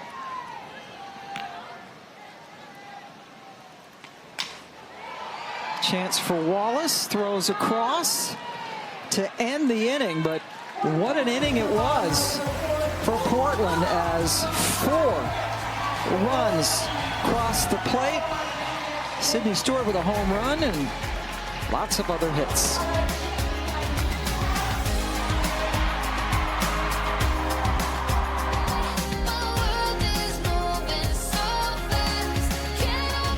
Welcome back. We got ourselves a ball game now. Portland coming up with 4 runs in the bottom of the 4th inning, and now trailing Chicago just 6-4. And Paige Sinicki, one of the great stories certainly circulating right now. And tonight's celebration of the game brought to you by Sephora, the exclusive beauty partner of the AUSL. Sinicki making an impact. How about her first hit in her return? And then let's just add a little bit more to it. A clutch situation, driving in a run, first RBI, and getting this crowd on their feet. And I just love all of the signs about Paige Sinicki, the Oregon Duck. She is in her home state, and she is loved here in Oregon. Played her first game on Tuesday, replacing Bates, who got hurt playing second base. And again, Paige coming back, battling breast cancer, diagnosed last November. And Sarah Willis, we just saw her pinch run, now she's pitching. And facing Morgan Zirkle, skies it. Short left field for Sacco Ferry. Sarah Willis out of the reserve pool for Portland. I looked up and saw her, trotting out to the circle. And not to say that it caught me off guard a little bit, but Kelly Maxwell in relief was dealing Gave up 2 back-to-back hits to the top of the lineup, Skylar Wallace and Sammy Williams with the RBI double. And I think it's just the diversity that Portland does have on their pitching staff. Started with Sam Landry, the righty, and then you go to the lefty and Kelly Maxwell, and you have Sarah Willis now on your roster. Well, let's use her. Throws hard, down in the zone, has an elite changeup. That's kind of the pitch that she's known for. She'll throw that changeup early and often. We got a glimpse of Sam Landry in the dugout. She only lasted 2/3 of an inning, gave up 5 runs, all of them earned. And you mentioned Kelly Maxwell. She came in and did very well, 3 1/3 innings. Gave up 1 run on 2 hits. And this is Willis's debut this year in the circle. Remember her at UCF in college. Pitching to Mary Jacopo. And yes, she has changed the pronunciation of her last name this year. Iacopo is how we knew her in college. But she plays now for the Samoan national team and has gone back to the more traditional way of pronouncing her last name, which is like a Y sound, Jacopo. Same person, same name, different pronunciation. Yes, and I was, here for it when she told us that that is what we were going to do, but I will say it took me a couple of times because I have called Mary's games for about a decade at this point, back when she was at Oregon and then, of course, at Texas. And so I had to really focus up, like, no, we got to say it the way she wants us to say it, and that is Jacopo. She has been spectacular behind the plate. Yes. For them. Jocelyn Erickson also doing some catching, but mostly at first base because Copo, just an exceptional receiver, is great tutoring Erickson and all the other catchers around. And Willis is already being looked at out there. Yes, it's pronounced Jacopo.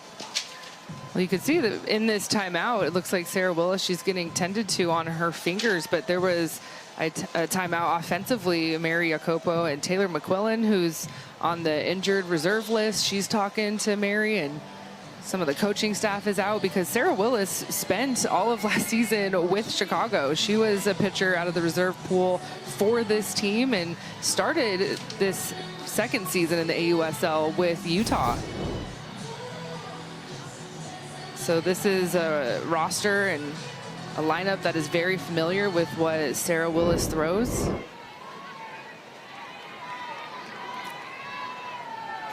Got patched up there. Kate Pinkerton is the athletic trainer, the head athletic trainer for the Cascade. And a full count now. Well, this is going to be really something I'm keeping an eye on if that Band-Aid was on a finger, on her right hand.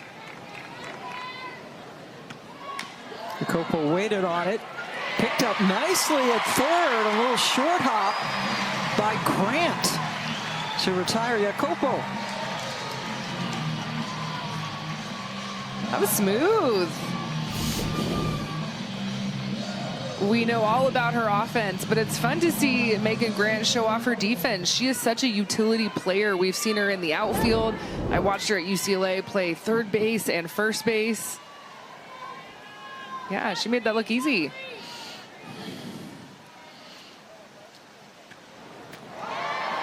Oh, 41 miles an hour. She has the slowest changeup you will ever see. Wow. I've seen Sarah Willis throw her changeup in the 30s, 38, 39 miles an hour. That's how hard she pulls that string back, and you can see the spin. And so what does 48 make 67 look like? It makes it look like it's 75 miles an hour. And now do you go back to it? Do you go back to that changeup? Oh, man. Copeland taps it back to Willis, who retires the Bandits in order in her first appearance for Portland this year. We're going to the bottom of the 5th. Farther north up the Pacific coast, Sarah Willis coming in and a tidy 1-2-3 inning in her first appearance of the year for Portland. And keeping it going. And Megan Grant is leading off against Odyssey Alexander Bennett. We've got the final out of the 4th inning. Grant along with Maya Brady and Sammy Williams atop the leaderboard with 7 home runs apiece in this league.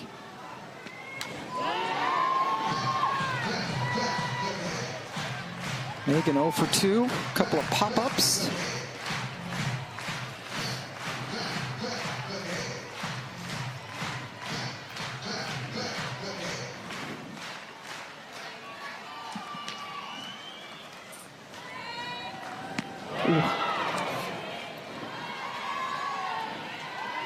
Well, she's been on base for 11 straight games.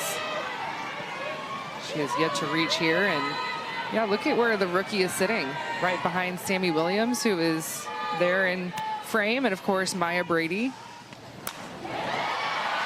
Playable for Agbayani to lead off here in the 5th inning. Brady back after missing some time with an injury herself. Just an amazing all-around player for OKC. Grant is 0 for 3. That's been kept off the base path so far tonight. Cahalan has struck out twice. Did that against Kilfoyle, who went 3 2/3 innings, giving up 6 hits and 4 runs.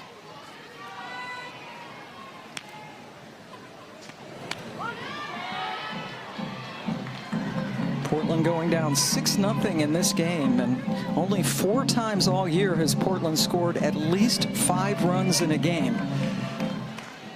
The least potent offense in the league, average and run-wise. It seemed like a big mountain to climb down 6-0, but they were able to come up with the 4-run 4th to make it a game.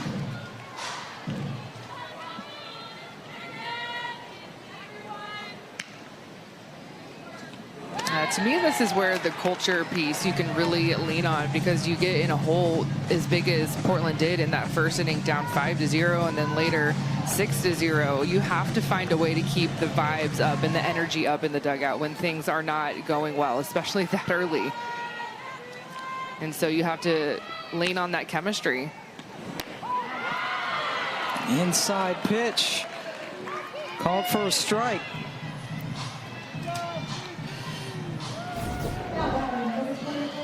It's a tough night for Cahalan. This is her 3rd strikeout. This one looking, and Odyssey Alexander just challenging up in tight. Righty on lefty.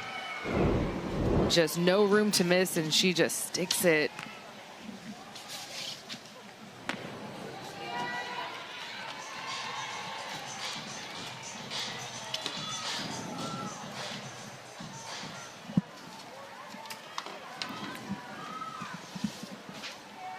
Now Sydney Stewart trying to get something going.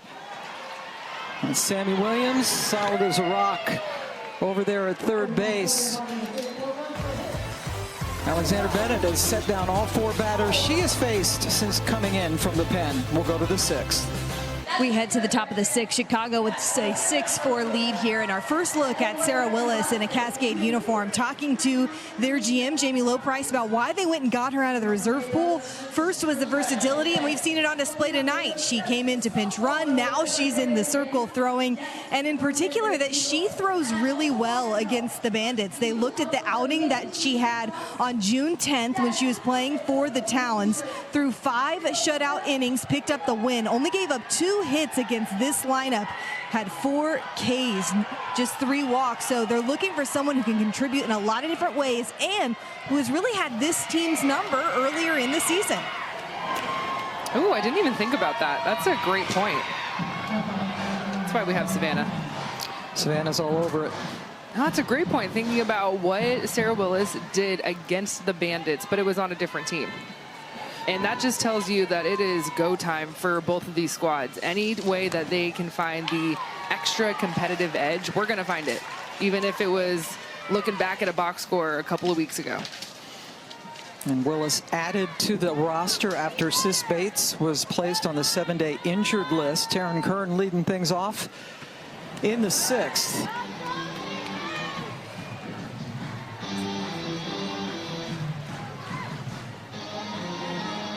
Chicago starting that season 0-4, including getting swept 3 times in Utah in June.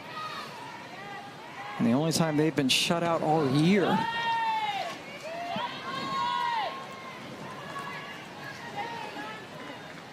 Kern with a 2-run home run, part of that 5-run first inning. But since then, Portland pitchers Kelly Maxwell and now Sarah Willis keeping them pretty much in check.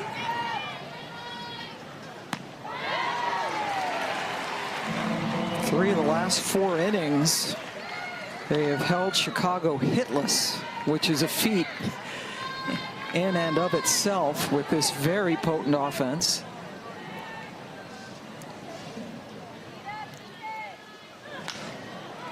Kern right through the 3-4 hole. Well, the Dallas thought about it for a second before retreating back to first base. Defensively, Kern has her 2nd hit of the night. The athletes well, this is the first leadoff league that Chicago has had on base since that first inning when Skylar Wallace had a double to start the game. And so this is how you want to get back in it. Yes, they are still ahead, but it feels like the momentum is all in that Portland dugout. And for Chicago, they've got to find a way to get a little bit of that momentum back. You don't have to get it all, but you just need to chip into it. And the crowd certainly has become much more engaged as well. Another sellout. They've sold out every game this year in Portland. Clements gets the bunt down, then the throw got away from Vidalis, and that allows Kern to get over to third.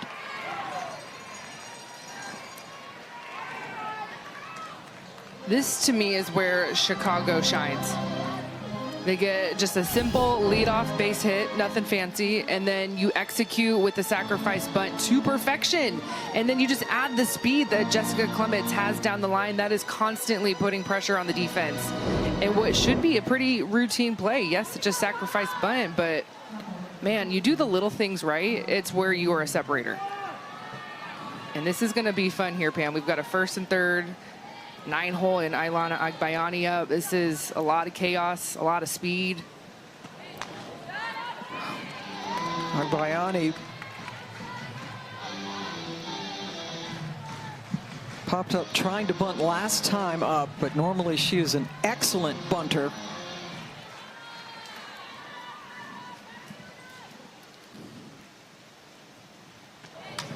And Clements credited with a bunt single, but then a throwing error by Willis. It allowed Kern to advance from 2nd to 3rd. 2nd error of the game for Portland. Agbayani backhanded nicely by Cahalan. And Chicago is adamant that Agbayani was safe. Now Kern staying put at 3rd, and Clements at 2nd. This was good base running by Taryn Kern. Cahalan is having to hold a little bit. The Bandits is challenging the out call at first base. The play is under further review.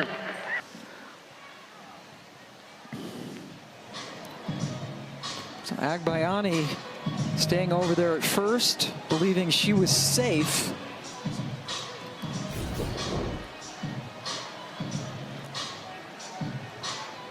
It's also worth noting, Agbayani, she touches the white base. She needs to be touching the orange base here. She's calling herself safe right away. The ball has to be in the back of the mitt. And you can see it there in the glove for Tori Vidalis. That ball is almost in the back of the mitt there. Ooh, I don't know if there's enough to overturn. Yeah. I think the call will hold.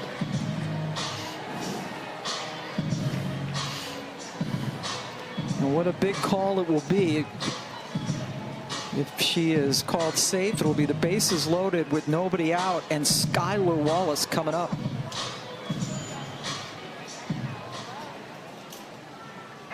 After review, the corner field stands, runners out. It was still productive, though, for Agbayani. Right, you move Jessica Clements into scoring position, and you turn the bat over to the top of the lineup. Skylar Wallace, who is on fire. So Chicago with no challenges remaining. Portland still with their 2. Nice play by Cahalan to backhand it and make the throw to get Agbayani, who runs so well. Yeah, Kenley Cahalan, she has a very underrated arm. Had all the time to check back Taryn Kern at third base, not let her score, and then zip it across the diamond. I think Portland is going ahead to put Skylar Wallace here on first base. They're just not even going to mess around. They're going to load the bases. Yep, that's an intentional walk. You do not have to throw pitches in the AUSL. You can verbally give the walk signal. And so you're going to intentionally walk Skylar Wallace. I get it. You load the bases, have your defense with an easier play. She has 2 hits on the night already, but Sammy Williams has already broken the AUSL RBI record this season. And she's at the plate. And she just tied the record for most doubles in a season in her last at bat. I don't know if you ever saw it. Sammy had a little bit of a smile on her face coming up to the plate. Bases loaded, 1 away for Williams.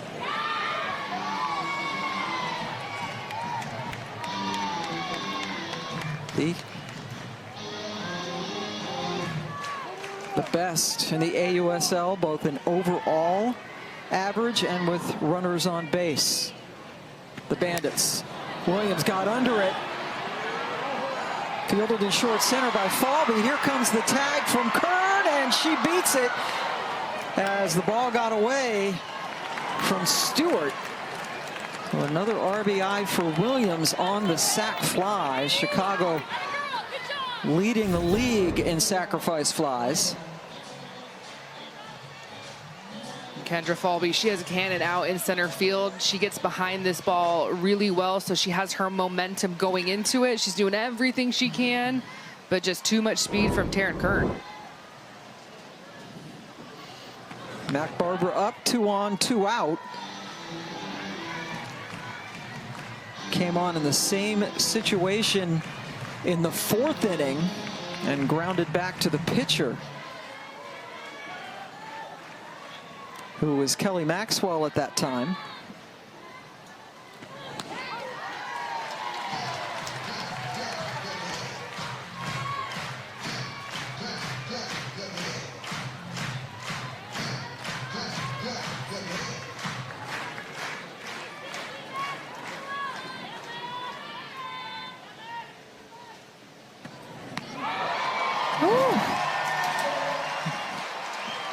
Love it. And that's the pitch that she got Sammy Williams to fly out on. Bases loaded, it was 1 out. You've got to do something to get an out. She goes to that changeup. That's how confident Sarah Willis is in that pitch. Goes back to it, but that time it was off the plate.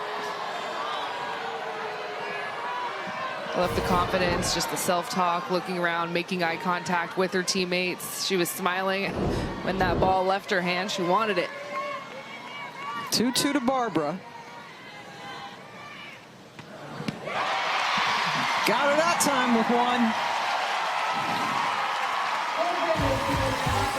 1. So Willis ends the inning, but another run crosses the plate on Williams' sac fly.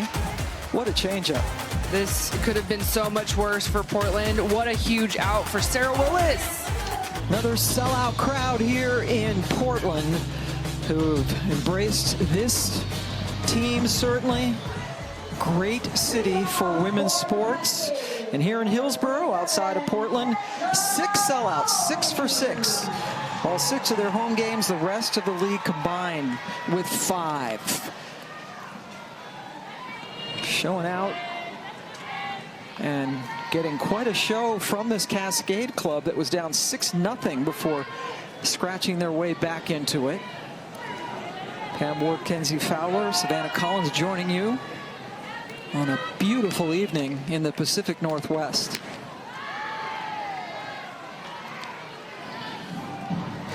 Well, look, what a way to make a first impression, right? A new expansion team. You're unsure because you've never played a game here, and what a welcome the city has given the Cascade. Falvey leading things off against Alexander Bennett.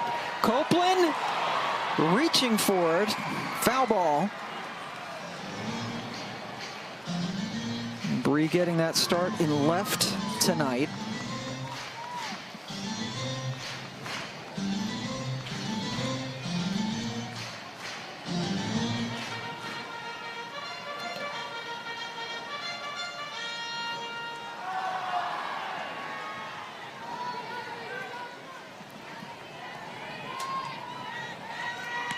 One-two on the way.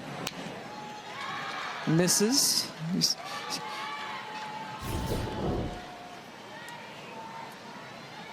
Oh, that's a good angle. You can see how close Copeland was. Love the effort down in the corner. You love to see that, especially when you're the pitcher.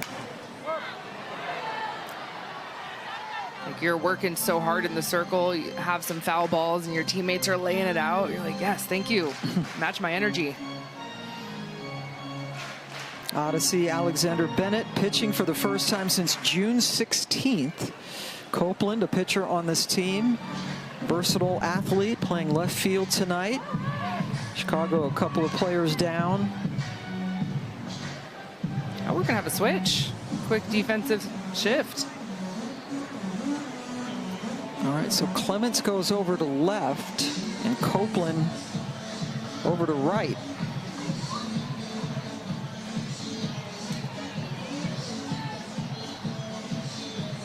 Well, Bree Copeland, she's defensively in this lineup because Bella Dayton was not available. Bella Dayton is the everyday starter in left field for Chicago, and I'm looking down at the lineup and where Cascade is at in their lineup, 3 straight lefties. And so Odyssey Alexander, she has a heavy dose of screwballs, likes to work away to those left-handed hitters. And it's why you're seeing foul balls continue to spray that side of the field. And so Chicago just quickly making that change. There's Bella. Wasn't feeling well earlier today, so she's just getting loose. Nice to see her with a smile in the dugout. She looks revived. Falvey into deep left field, not playable, clears the wall. Falvey leading off the 6th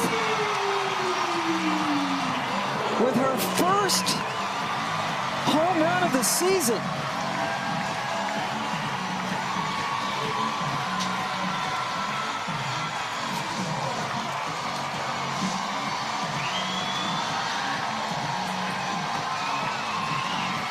What an at-bat. Big hugs for Kendra Falvey, her first of the season, and it was well earned. Well, I don't think her smile could be any bigger. Yeah, what a night. A single in her last at-bat and scored. Sis Bates gives her a high five with her healthy arm, and then the home run. And Portland down 2.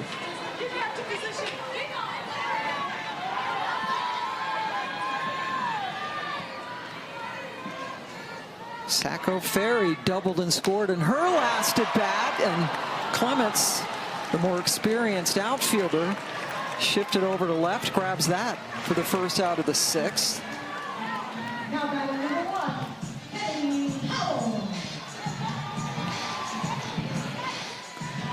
Let's go back down to the field in Savannah.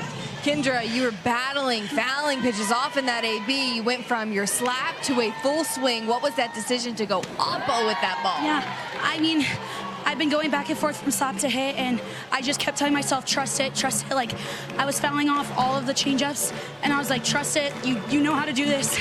And yeah, that was really cool. I heard Kinley Cahalan say, you told me you were going to hit a home run today. Is that true? Yeah, at BP, I looked at Sis, and I go, I'm going to hit a home run today. I can feel it. So manifesting at its finest. She said it, and she did it, folks. Kendra Falvey. Thanks, Kendra. Thank you. Go Cascade. Clairvoyant, prescient, that Kendra Falvey. We talked to her, and she has a superstition of eating pasta before every opening series, and she did eat pasta yesterday. So you eat your carbs, kids, and good things will happen. Foul bunt attempt by Kennedy Powell. Looking for her first hit this evening.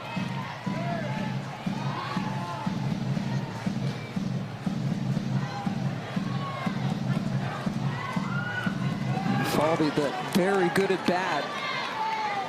6-pitch at bat. She fouled off 3.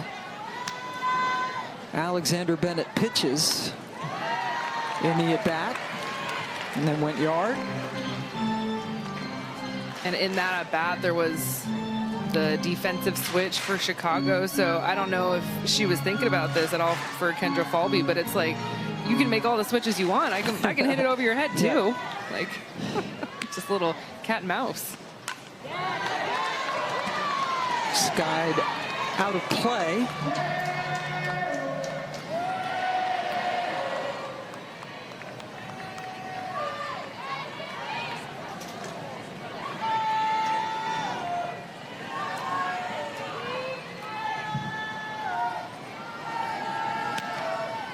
One-two on the way to Powell.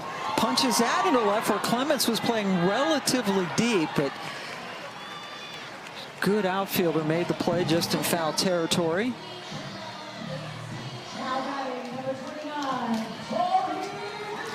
Tori Vidalis was really scuffling until her batting session with her dad, who's in town. They hit today, and he found a little something in the swing that they tweaked.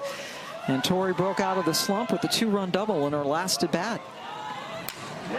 Hits that one sharply off the glove of Wallace, who recovers, bounces. Taryn Kern could not come up with it. And Vidalis on base for the second straight at bat.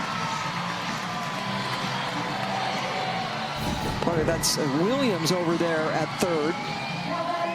This ball was hit off of the bat from Tori Vidalis very sharply.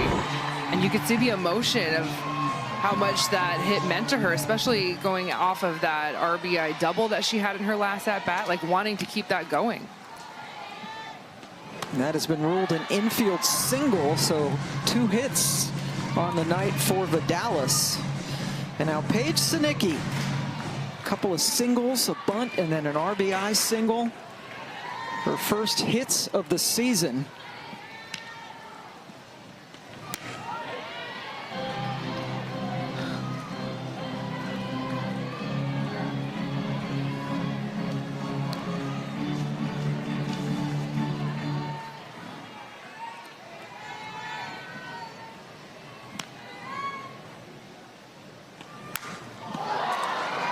Sends that one a long way, but well foul.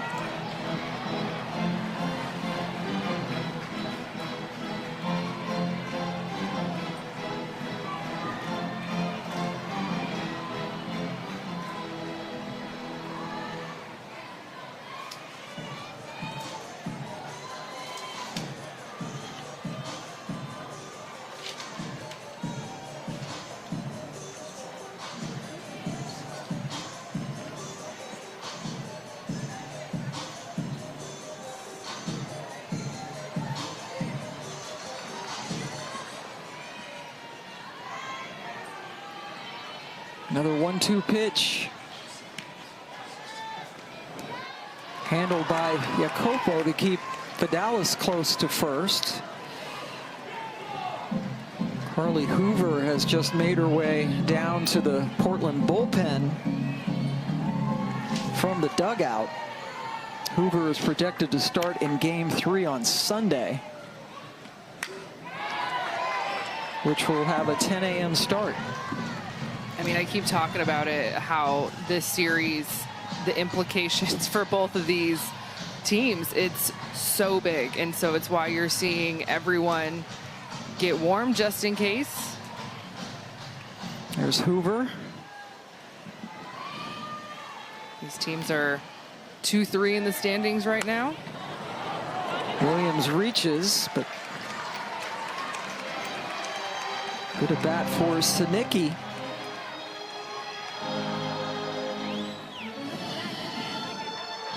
I know it's not the postseason yet, so the top 3 teams will make it to postseason, but this game, this first game of our series, it does feel like a playoff. It really does. It has that energy. Both teams coming in 11-7 on the season, trailing the Talons in the standings, the defending champs. Chicago swept a 2-game series against the Cascade in Chicago earlier this year. Shonda Stanton, first-year head coach. 8th pitch of the at-bat on the way to Sinicki. And pitch number 9 is sent into the gap. 3rd hit of the game for Sinicki. Here comes Vidalis. RBI triple for Paige Sinicki. And the great comeback story continues.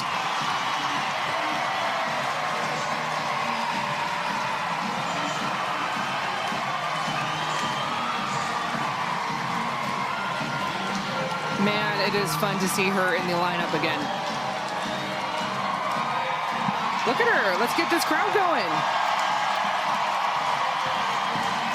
She is the tying run over there at 3rd in her first series back as she recovers from treatment for breast cancer. Playing second base for Sis Bates, contributing at the plate. She's 3 for 3 tonight.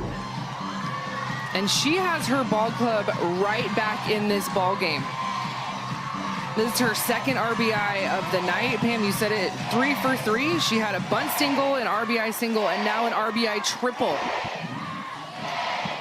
She has not been with the team all season. Didn't participate in preseason training camp. Just returns back from beating cancer in this lineup, and she's ready to go. I love it, the little heart hands.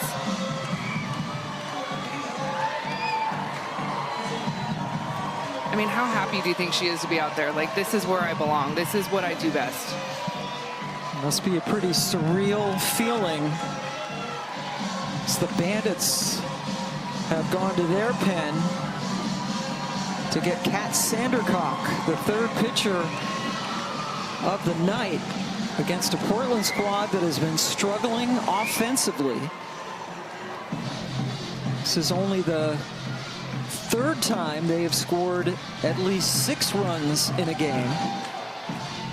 The last time coming June 27th at Texas.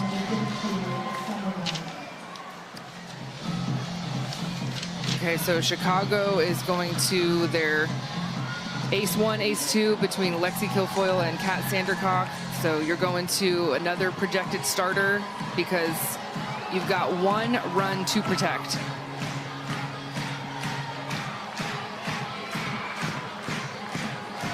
Sandercock with great numbers since she came back from playing pro in Japan. Projected to start tomorrow afternoon, where we will have a 2 o'clock local time start. But again, a sellout crowd, and they're just not filling seats. They are energized. Yeah, I've seen this crowd on TV, and I could not wait to get up here in the booth, and I'm just looking out and taking it all in. There's signs everywhere. There's jerseys everywhere. Everyone has the merch. Seen some Oregon merch as well, repping Paige Sinicki. These fans are bought in. And meanwhile, Bella Dayton has entered the game and is playing left field for the Bandits.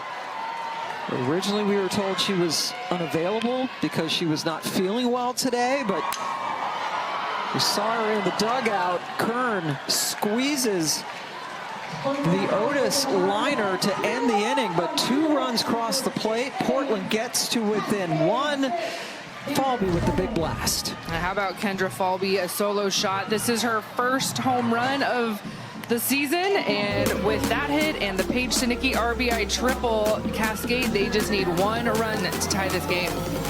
What a game this has been. It looked like it would be possibly another Chicago runaway. This is a team that has won 7 straight, but Paige Sinicki and the rest of her Cascade teammates have hung in there, and they keep fighting back. Zirkle leads off the 7th inning, and you knew if she's going for a triple the whole way with her speed.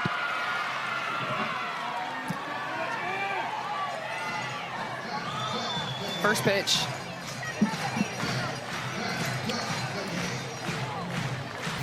Her 3rd triple of the season. Just ready to go and on time.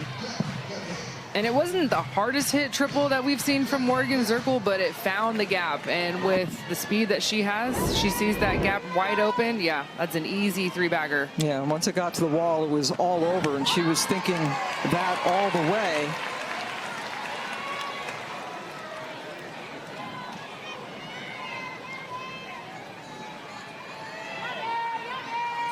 Now Jacopo, who has walked in her 3 plate appearances. Short right field. Otis! But the throw home, Zirkle still tagging up, even though Otis was playing very shallow, and she is thrown out.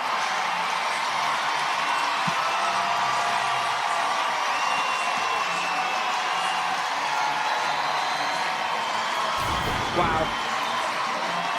Pam, remember, Chicago is out of their challenges. What a throw, what a tag by Sydney Stewart. Morgan Zirkle, she's going to go every single time. She's going to push it with her speed, and this could not be a more perfect throw and tag. And she gets her. Sydney Stewart, her glove, she got under the foot.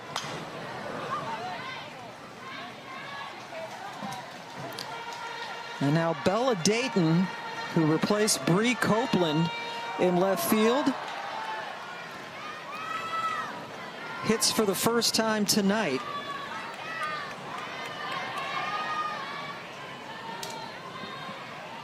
Bella coming in with a 6-game hitting streak. Was waved at that change.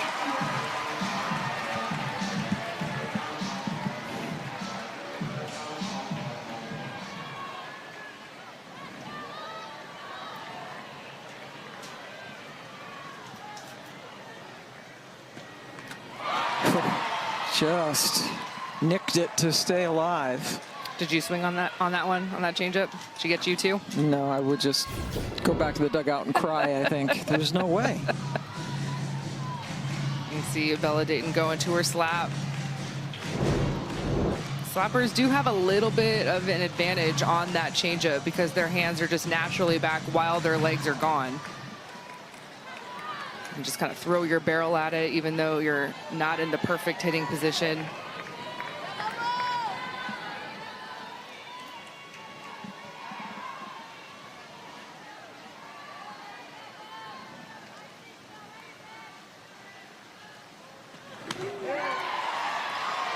Just missed this crowd.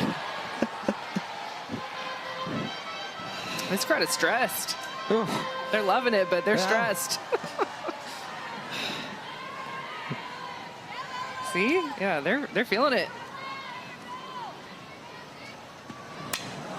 Willis, great piece of hitting. Just reaching her bat out on an 0-2 count to get the 2-out double. Toughing it out, originally was in the starting lineup, then was a late scratch, but she wasn't feeling well, came into play left field, and now comes up and gets herself a double.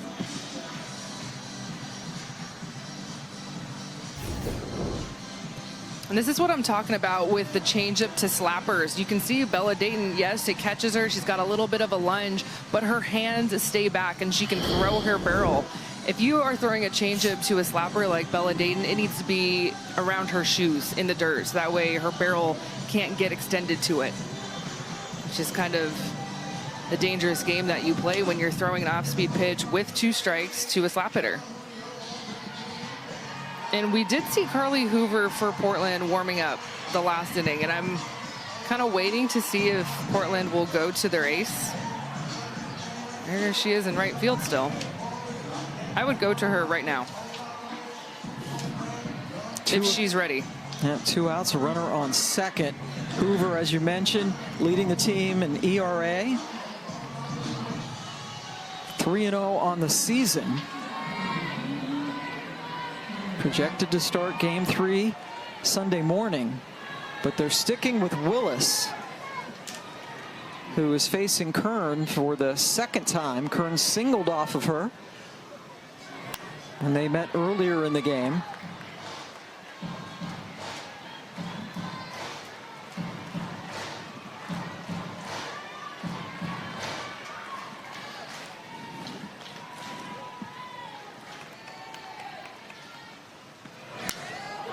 Another gapper. That's going to score Dayton easily.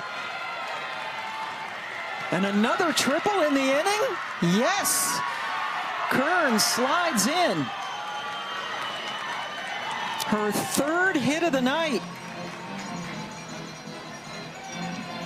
In her first game, her first start since June 28th. And Taryn Kern, she is toes on the chalk, sitting on that changeup. 2 triples in an inning. I don't know if I've ever seen that. And so for Chicago, they're probably thinking, we hit 2 triples in an inning. We better score 1 run. The first run did not score because of that amazing defensive play from Corby Otis. But this is a team that is well balanced with their average, their power, and of course their speed. And Zirkle thrown out on a short fly ball by Otis after she had tripled. Chicago gets a run back. And now we're going to see Hoover. And you already mentioned, actually, you said off air at the beginning of the inning you would have gone with Hoover. And then you would have gone with Hoover before Kern. And now they're going to Hoover. That's too late for me. I wanted to see her start the 7th inning. She's the ace. This is a 1-run ball game going into the 7th inning. And now, of course, Chicago seeing Sarah Willis for the 2nd time. 3 hits, 3 extra base hits. And Hoover coming off a great outing on Wednesday. And this is what she brings. This is one of the most veteran arms in the game. Carly Hoover, she'll throw it up there 70 miles an hour, and she paints her location like nobody's business. And she's got some emotion behind it, one of their leaders in the circle.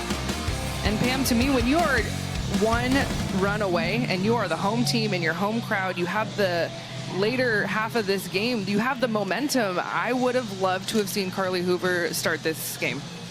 Or excuse me, start this inning. Start the 7th inning. You see the numbers for Carly. He's been the most effective pitcher on this staff this year.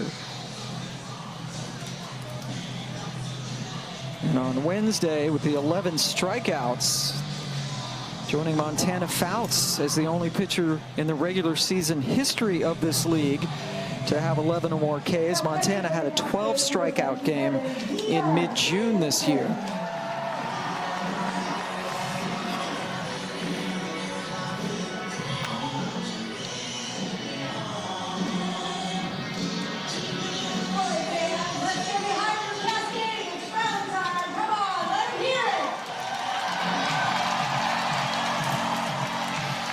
Look at what Carly Hoover has done against the tough bats in this league.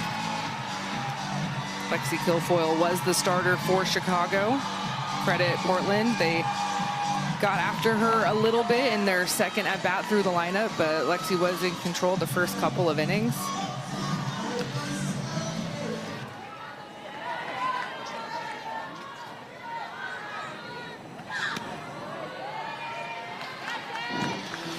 So Hoover comes in to face Clements with Kern over at third.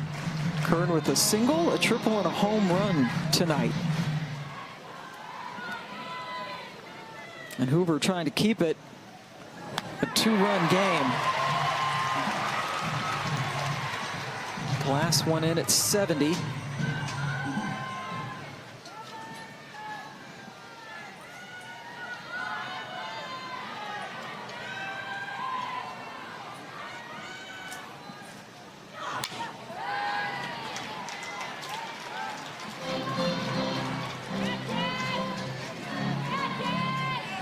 Would be so huge for Chicago. That runner at third base, he has 2 outs, but Jessica Clements, she had that bunt single in her last at bat. They could find a way to get Taryn Kern in for just some extra insurance. Defense playing in.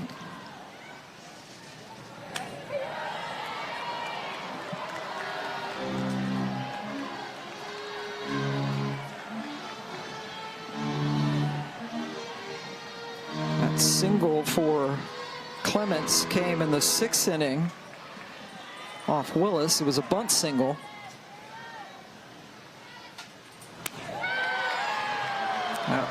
Missed the plate.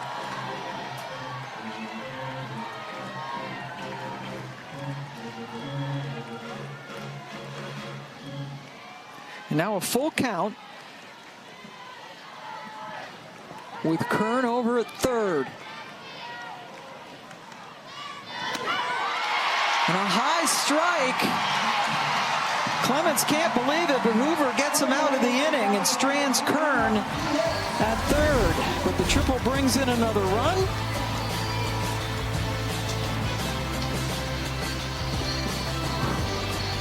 Pitcher would love to get that call. I don't know about that, but Hoover gets credit for the strikeout. We are back just outside of Portland at another sold-out crowd at the Hillsboro Ballpark, and most of them are on their feet cheering, hoping for this comeback. Chicago with an insurance run in the top of the 7th, but Megan Grant leads it off for Portland against Sandercock, who came in to get the last out of the 6th inning and stays in, and Grant leads off with a solid single. We're not used to that. She now has 12 hits, 7 of them home runs. And exactly what they needed to get the lead off on. And it took until her last at bat, but she is on base, which continues that streak for the rookie. 12 straight games on base. That is the best in the league this year. Cahalan's had a rough night. She has struck out all 3 times. Lexi Kilfoyle got her once. Odyssey Alexander Bennett twice. And now she's facing Sandercock.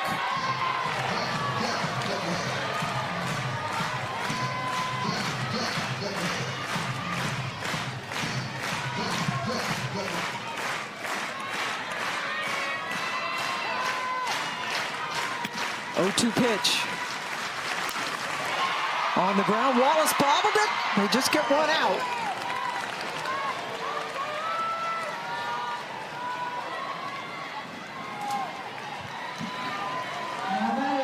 One thing about Kat Sandercock is she is a ground ball specialist, very similar in the same fashion that Lexi Kilfoyle is. Loves to work her best pitch, which is that drop ball. Skylar Wallace would have loved a double play right there.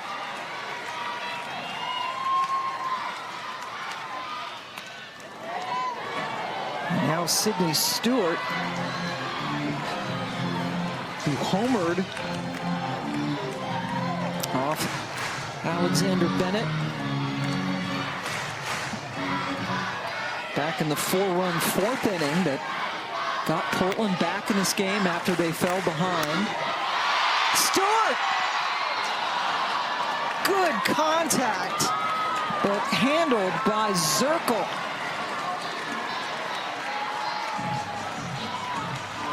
Oh, she couldn't have hit it any harder.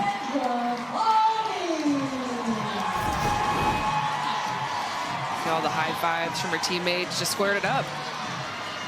The crowd was wanting it so bad, but Morgan Zirkle running it down.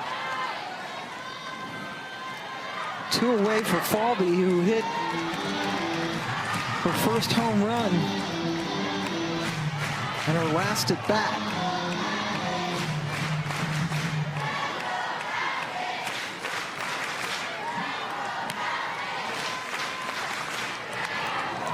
Sandercock underhands it to end the game, and the Bandits just hang on.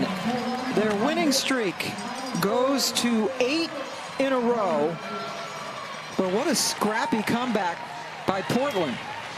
Yeah, and for Chicago, they had that huge first inning, right? 5 runs, and Portland is trying to make something of this game in the middle half of the game, but then Chicago answers, and so they scored early and they scored late and they held on in the middle.